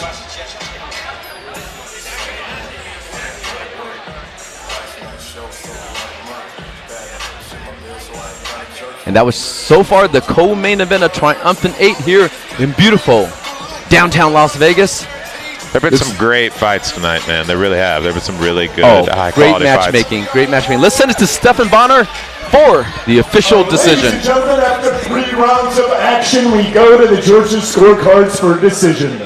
Judge Tony Weeks scores about 29-28. Haas. Judge Adelaide Bird scores the fight 29-28. Webb. And Judge Kunichiro Kamijo scores the bout 29-28 for your winner by split decision, fighting out of the blue corner, Andrew Flossy Webb. Andrew Webb takes that win by split decision. Let's hear it from Brandon Kyle. We're here with your winner, Andrew, the Aussie Flossy Webb. Good Lord, what a fight. Hey, he was catching you with some good shots. He had a lot of forward pressure in the first round, and we were wondering if that was going to be the best bet, but you stuck to the game plan. You kept pressuring forward, and you were able to slowly wear him down. Were you feeling any of those shots that you took in the first round? Did you ever think maybe I should start backing up, or were you full steam ahead the whole time? I like being in elbow range, so I can't help myself sometimes, but some of the shots he got me towards the end of the first, in the stomach, the push kick as well, I had to move. My coach told me, stay outside third round, stay outside, so stayed outside, use that long teeth, come up with a knee, try for the elbow, a couple of hands, and it just worked together. Yeah, it looked like you made a good adjustment. My co-commentator Chaz Monkey mentioned that you were using your hands later on in the fight to kind of close the distance, as opposed to just kind of walking in. Was that kind of something your corner said, like, hey, let's set up some of those bigger knees with some upstairs work? Yeah, they tell me to not just run straight in, just try and cover it up with something else, and then throw the elbows. Nung was telling me to kick a lot, but sometimes I don't listen to him. I'm sorry. But yeah, put it all together. He did need me in the head once, so I was like, it's been a long time since someone's needed me in the head, regardless of whether I had pads on or not. So that was a bit of an awakening to keep my head up and hey. keep those elbows in with the body shots. Yeah, no doubt. We know Jake is a tough kid and he throws with power, which means that you're a tough kid to be able to weather the storm, keep coming forward, and take that professional debut victory, guys. Let's hear it one more time for your winner, Flossy Andrew Webb. Just a big shout out to my sponsors, Fitness SF, Workyard, westglass.com.au, your nutrition needs, and do a CBD oil. Thank you very much. Right, thanks a lot. And there you have it. Andrew Webb takes the win by split decision, 29-28 on 2 of the judges' scorecard for Webb, 129-28 for Jacob Haas. It could have gone either way. Only 1 point from 1 round from one judge separates the two from a win and a loss. The winner by split decision, Andrew Webb, turning it on in the last round, turning it on in the second half of the second round to take that win. I was so impressed with him about how he took those shots first round, the second round, and really stuck with kind of his game plan, just adjusted it a little bit the last half of the second round, third round, and took the win away. Like, he did a good job of that, man. You know, he didn't leave like what he was good at. Yeah, he did a good job. Yeah, he just kind of changed it a little bit so that it would become more effective. Adjustments, yes. Chaz Monkey in the house. UFC star Alpha Cat Zingano. Bellator star Genie Bang and Jokuwani.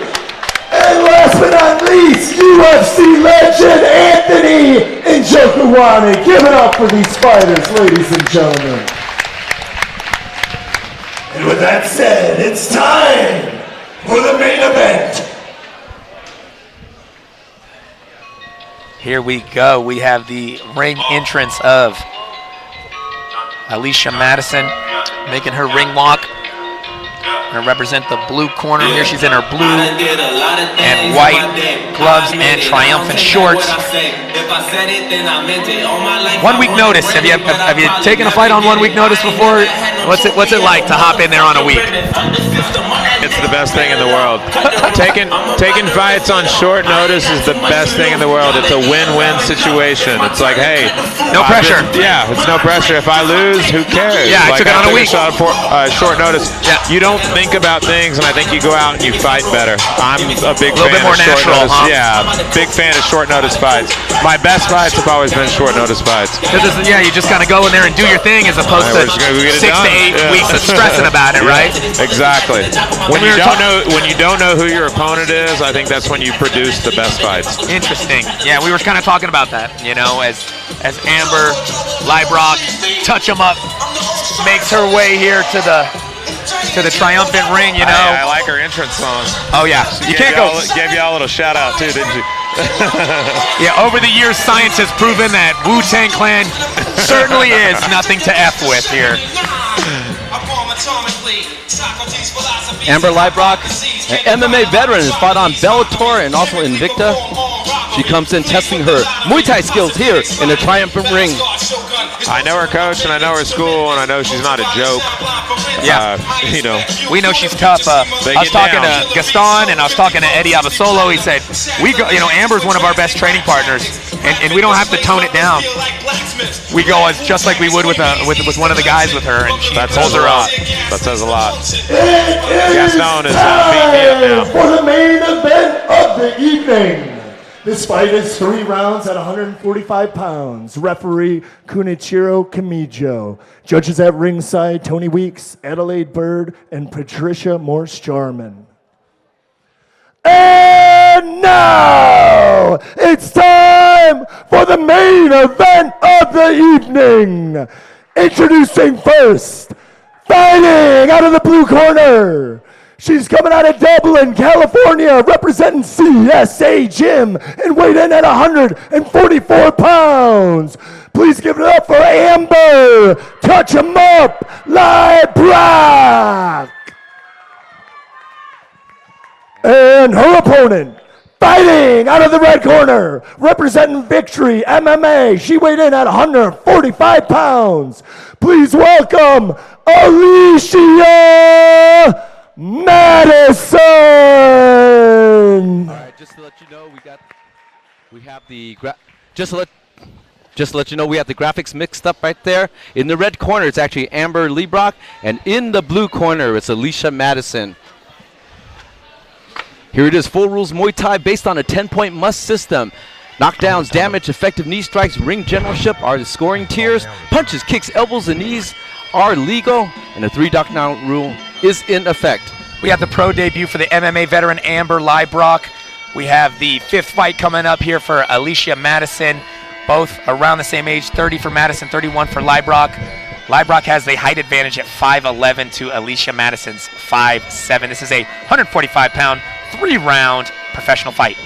And Alyshia Madison is going to have to keep it Muay Thai. She's going to have to chop those legs of Amber, and she's going to have to steal the rounds towards the end. Amber Leibrock, she's going to have to use her reach, circle out, and compress those 5-minute rounds that she's been used to fighting all the way down to 3 minutes. As you see, CSA Kieran Fitzgibbons and our one of our feature commentators here for the first fight here on the second half of the card, Gaston Bolaños, is up there now cornering CSA's Amber Leibrock, while Alyshia Madison makes her final preparations. Looks like we are ready to go for this main event of the evening. This is 3 rounds. Muay Thai fight. Full rules. Obey my command and protect yourself all the time. Touch grabs, go back to your corner. All right, fight fans, we are here at the main event of the evening at Triumphant Muay Thai Series 8. I am Brandon Kyle alongside David Huey and Chaz Mulkey. And we are off the first round of this 3-round women's 145-pound professional fight. They are coming out firing. Yeah, they're not taking any feel-out time, are they? Leibrock is using those hands. Madison trying to come over the top here. Catches nice knee. the knee there, trying to Good dump. balance. Nice balance, right, from Leibrock. Leibrock got a nice little bounce to her. She's left and right there, throws a teep. Huge height advantage for Leibrock as you're watching here. Again, Alyshia usually fighting weight class or two below this, but decided to take this fight. Thought it was an opportunity she couldn't pass up to fight on a big card like this. Main event. She thinks she's ready to take this victory home, regardless of the short notice. The difference in styles is crazy. You got Leibrock, who is all over the place, bouncing around, being quick and nimble and moving, hitting, moving, and then you got her opponent who is just waiting, and you can tell that she's waiting to strike hard. Yeah, you see the lower half of Madison. She's got thickly muscled legs there. You know she's got a lot of power in those kicks. She's able to find the range, though, as Leibrock is in and out. Tough to find with this kick so far for Madison. And Leibrock told me she has a boxing background. You can see that footwork. She's kind of moving in and out, weaving in and out, doing very well with that. Oh, Alyshia eats a cross. Nice 1-2 there from Leibrock. Nice switch body kick from Leibrock. Leibrock really mixing it up. Left and right, up and down. The numbers she's putting up is nice. I mean, she's hitting her with kicks, punches, everything, knees. And it's not just one, it's a couple. But it looks like Madison has that look in her eye of just give me one shot and I'm going to change this whole fight, right? About 50 seconds left in this very opening round. A main event, Triumphant 8. Amber Leibrock in the red and silver, taking on Alyshia Madison in the blue and silver trunks there. I want to see Alyshia really work the legs a little bit more. Slow down that footwork of Amber Leibrock. She's got to go and chop those legs, slow down that movement, and maybe she'll have a better chance to finding her range. Yeah, with 30 seconds left in this round, David, that's what she said at the weigh-ins. You said, what's your secret to success in this fight? She said low lows, low kicks, again and again. But she hasn't been able to find too many so far in this first round, David. Right now, to do a better job of that, she's going to have to cut off the ring. She's kind of chasing a little bit, and after this round, hopefully she'll adjust. And we will see what happens with 10 seconds left in this very first round. Some nice knee exchange by Leibrock. Wow. Leibrock with some elbows. Ooh, another nice knee. Hitting her with elbows and everything she can. And a stellar first round. Leibrock able to move around, land some nice shots. Looks like Madison having a little trouble finding her range so far in this fight, David. Oh, absolutely, yeah. She's sitting down looking a little bit bewildered, but she's got a good coach, Steve Fry. Trying to calm her down, calm her breathing down. And they're going to make those adjustments in between rounds 1 and 2. Now, what are you saying in Madison's corner, Chaz? What are you trying to tell her to do to be more successful in this second round? Just take a look at the replay here, Chaz. Oh, yeah. As you see this replay here, what do you see going on? Calm down a bit. Yeah. You know what I mean? Play a little bit more defense, see things a little bit better before they play out instead of just trying to make things happen. Charge forward a little bit there. Yeah, and it's not bad what she's doing. It's just take that one step back and kind of see what's going on for a second every now and then. Yeah, and Leibrock's doing a good job of coming in and out, kind of being unpredictable. She is, yeah. She absolutely is. You think you're getting a beat on her, then all of a sudden you're getting touched up, and it makes it kind of difficult there. So we are here at the second round. Our main event, Amber Leibrock in the red, Alyshia Madison in the blue. I'm Brandon Kyle alongside Chaz Mulkey and David Huey. It was a good first round for Leibrock. Let's see if Madison can make the adjustments here in the second round. If Madison could just bulldoze forward a little bit more and chop those legs after everything that was thrown, it would really change the game. But she's getting backed up every time that Leibrock goes, so it's messing her up a little bit when she's trying to counter. Yeah, she's not able to answer back with power, really, and she's kind of just taking it and not able to give it back. So the numbers are outbeating the power right here. And Leibrock's doing a great job of moving around. Looks like she's starting to feel those hands a little bit, too.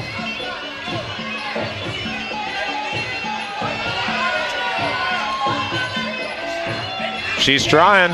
She's trying for it. She just needs to cut that ring off. Yeah, she's allowing Leibrock to kind of slide out, get to the center of the ring, and really do some great work with the hands outside.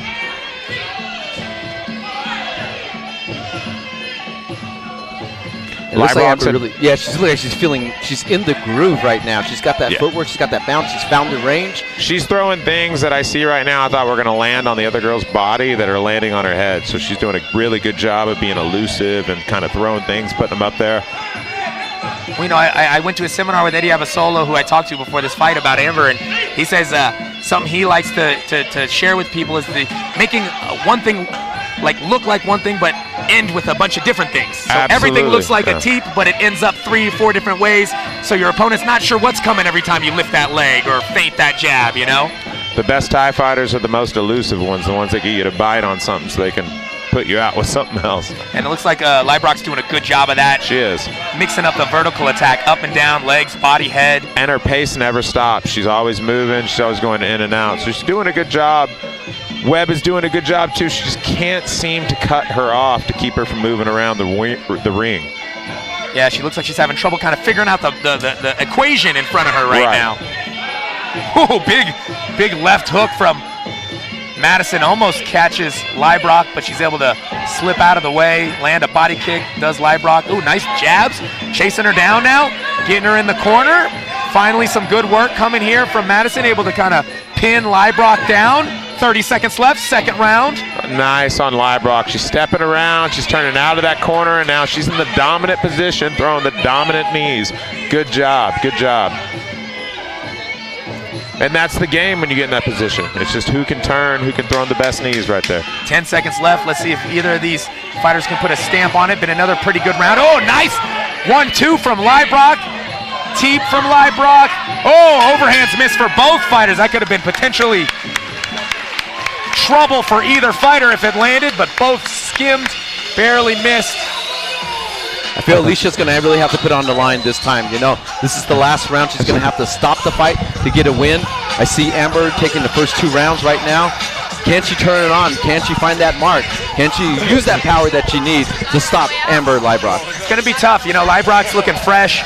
She's just able to get in and out, land her shots without really taking too much damage. And, you know, unless Madison can really land a couple nice leg kicks and slow down that movement of Leibrock. Let's take a look at the replay action right there. Oh, it was just there for just a second.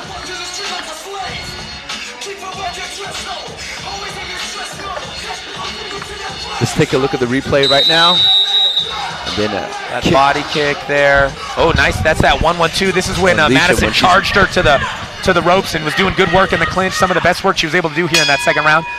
But we are live here. Triumphant 8. I'm Brandon Kyle alongside David Huey and Chaz Moki. This is the third and final round of our main event. 145-pound professional women's Muay Thai full rules bout. Nice kick by Leibrock. Leibrock looking like she's steadily in control here.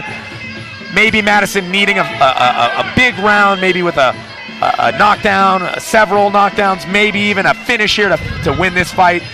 Looks like Leibrock is in cruise control, and all the momentum seems to be on her side so far in these first 2 rounds. Yeah, she's in the zone right now. She knows her range. She's found her rhythm. She's found the timing. She's just grooving in this fight right now. Hey, I mean, that's a tall girl. Like, even if I was fighting her, I would have a problem with her length. Like, what are you going to do with someone like that? Yeah, so. She's nimble. She's tall. She's got good hands, too. And, I mean, man, she's just got a lot of weapons. Staying busy, yeah. A lot of weapons. She stands 5'11" and 71-inch reach. And she's ranked number 16 as a featherweight in mixed martial arts. A great mixed martial artist. Started in jiu-jitsu. Wasn't a fighter at all. Her fiance put her on to the sport about 5-6 years ago and changed her life. She was just kind of doing normal kid stuff in the Bay Area, kind of wasting time. And then once she found martial arts, though, it changed her whole life. She's been dedicated to it ever since. That's the great thing about martial arts, man. You never know. Nice inside, couple jabs from Leibrock. Leibrock just really seems in control here, doing whatever she wants so far here in this third round. That height advantage is just really separating them leaking right now from Alyshia Madison's nose. Probably from some of those nice 1-2s that Leibrock's been landing this whole fight. And it's not the attempt to throw the leg kicks for Webb, it's the range. She's just missing it every time that she goes, so it's creating a problem for her. Yeah, the Madison in the blue is trying to close the distance, but she just can't seem to find the range she needs. And when she is finding the range, she's getting punched up. So it's kind of one of those things of like, pick your poison. Damned if you do, damned if you don't. Yeah, exactly. And she was taking those shots better in the first 2 rounds, but you can see as the blood starts to leak from Madison's nose, she is feeling those punches now, and Leibrock is feeling herself. Ooh, and slips that overhand counter. Webb's feeling it now. She's trying to put a little bit more pressure forward and kind of stay in that pocket. Yeah, that's right. Madison in the blue is feeling it, but maybe a little too late, right? Little too late, right, Chaz? Little too late. Yeah, she might have needed to start doing that earlier in that first or second round, but now we have 10 seconds left. 3rd round. Let's see if Madison can score that big knockout that she's going to need to probably win this fight. And she doesn't get the opportunity. We go to the judges' scorecards to find the winner of this fight. Great fight. Hats off to Alyshia Madison. Valiant effort, right? Yeah. 1 week's notice, and moving up 15 pounds for this just to make this fight happen. Again, her coach says we never turn down a fight. This is a golden opportunity. You win and you learn. This is going to be something that she's going to take away from her. The experience that you get in the ring is always adds to your repertoire. Absolutely, got to commend a warrior to get in on a week's notice and come up a couple weight classes. We had a fighter that pulled out of the fight this week. Chaz had a fighter pull out of his fight, a day before the fight last time, and it's a shame. It really is a shame for people to put in work and promote a fight and be prepared to go in there and do everything they need to do, and their opponent doesn't seem to be able to have the discipline to be able to do that. So that's tough, but big props to Alyshia Madison. She did a great job, Alyshia. As we look at that 3rd round replay, it was just the distance. She didn't quite know how to kind of fine-tune that, and that's a girl that long as Amber Leibrock. Like, how do you deal with that? Yeah. Especially if you don't have a training partner to kind of gauge that. I have trouble with long fighters, but I'm a long fighter. So when I get a long fighter, I'm not used to it. Yeah. You know what I mean? It's kind of like a southpaw when they fight a southpaw. They're like, this is supposed to be my advantage, damn it. It's almost like that's how it feels. Oh, that's how it feels when you get teeped and you're not even close to your opponent yet, Right. Well, I'm going to go in there, join Stephan Bonner. I'll leave you two, and we're going to interview the winner of this main event. Fight for Triumphant 8.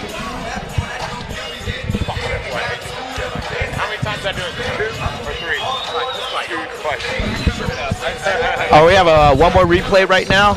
Let's take a look at that right now. It's a big overhand right. Here we come, both fighters trying to square off. Alyshia Madison bleeding out of that nose, and that's a big right there by Amber Leibrock. And a great fight there. And see the level of respect. This is the art of Muay Thai. Fighters pay each other respect. There's no trash talk. There's none of that crazy stuff you see happening in other fights, but there we know Amber Leibrock stands victorious because she feels very happy, confident about this fight. And Alyshia Madison happy with her performance, stepping up on such a late notice. Ladies and gentlemen, after 3 rounds of action, we go to the judges' scorecards for a decision. The judges score this bout 30-27, 30-27, and 30-27. For your winner by unanimous decision, fighting out of the red corner, Amber, touch him up, Leibrock! I'm here with your winner as she pays respect to her opponent, Amber Leibrock. Touch him up, man. You sure touched him up tonight. We talked about this at weigh-ins. You said you were more excited about this fight than you had been in a while for a fight. Just because you got to come in here, you knew you didn't have to worry about takedowns. You get to just explore your striking. You said, I'm not going to change my striking. I'm going to do my thing, and your thing looked great. How did you feel in there tonight? I felt amazing. I feel like Amber is back, and that fire is back, and I'm taking over both sports, Muay Thai and MMA. I am here. I want to say thank you to Alyshia. She came up in a weight class. She was the only girl to take this fight on a week notice. All of y'all said no. I know who you are, and Alicia's a monster for taking this. Thank you, Alyshia. No doubt about that. We got to commend her. You know, we've had opponents fall out in the past, and it's always a bummer, especially when you work so hard to come to this point. And you were able to find an opponent. You gotta give it to her. She was game. She came forward. Did she hit you anything that like hurt you? She was going for those leg kicks later on. She wasn't able to find the range. You were able to really move well, touch her up with the hand. She was kind of, you know, having trouble closing the distance. Was that the game plan coming into the fight? Keep the distance, use the movement. Absolutely. You know, that's my game plan. I'm long. I like to be a long fighter. I train with one of the hardest hitting women in the world. So no, it didn't affect me. You know, she is game though. Yeah, the pressure was a lot, and it really made me have to use my distance and really hone in to my own game plan. But you know, I did it. No doubt. You did it great, too. And, you know, sometimes when you see MMA fighters take the transition into Muay Thai, they use a clinch, real aggressive, push the person back and try to beat them up from the clinch. You didn't do that. You look great. You used the outside. You used movement. You were vertical target up and down, hitting legs, body, head. You look great in there. Triumphant, I'm sure, would love to see you in here again. If you'd love to be in that Triumphant ring, what do you think? I have the best coaches in the world at CSA. Coach Kieran, Gaston, Eddie, John. They are with me 110%, and they are the reason why I did so well tonight. It's not me, it's them, 100%. And I would love to come back triumphant. What's up with a belt, 145? Hey, I would love to see that in here. I'm sure the crowd would love to see that as well. Guys, let's hear it one more time for your winner of our main event, Amber.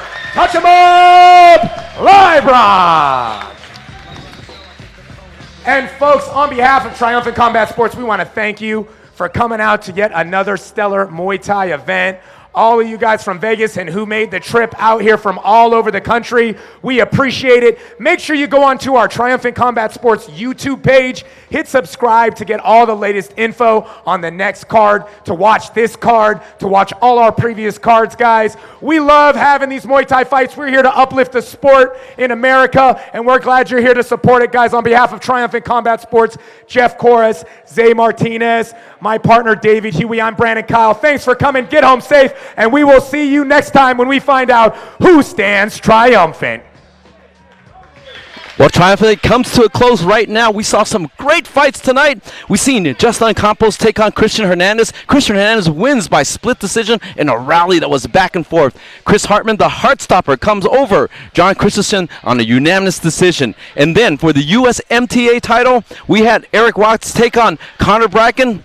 Connor Bracken comes out victorious, stopping his opponent in the second round. And then in our co-main event, Jake Haas takes a split decision. Andrew Webb takes a split decision win over Jake Haas, and that was a rally back and forth. That could have gone either way.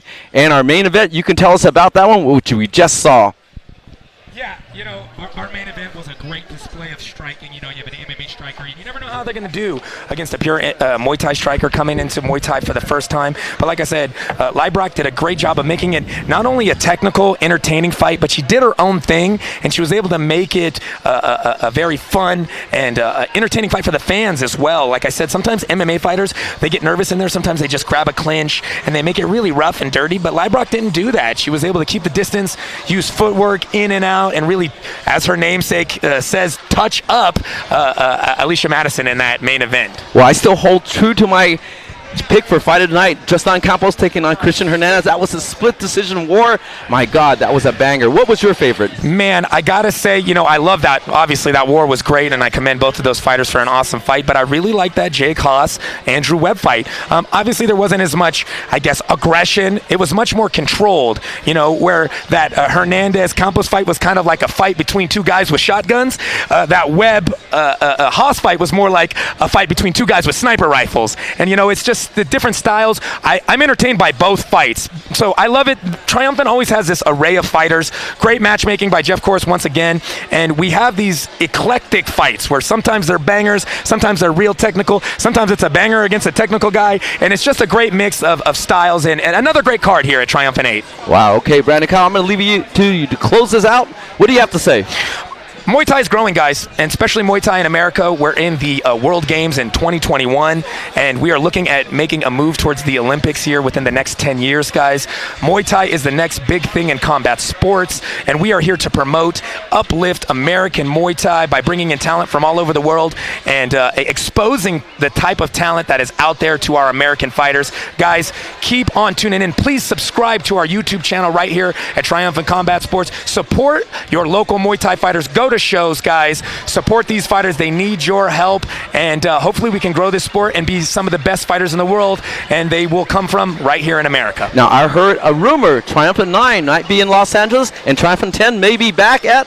In the Bay Area, yeah, we're not sure yet. You know, we've had a great run here in Las Vegas, and we'll definitely back in Las Vegas, but we want to go back to our roots. We want to get it back to California as well, so we might be in Los Angeles. So you SoCal fighters that have fought for us, hey, give Jeff a call, because we're coming probably to SoCal, and then we might come back to the Bay Area, guys. So all you Bay Area fans that haven't been able to watch a Triumphant for a couple shows because we've been out here in Las Vegas, you might get the opportunity to watch a Triumphant live, Triumphant 10, guys. We will see you soon. David Huey, Brandon Kyle, Triumphant Combat Sports T8. Great fights, guys. Keep on watching. See you next time.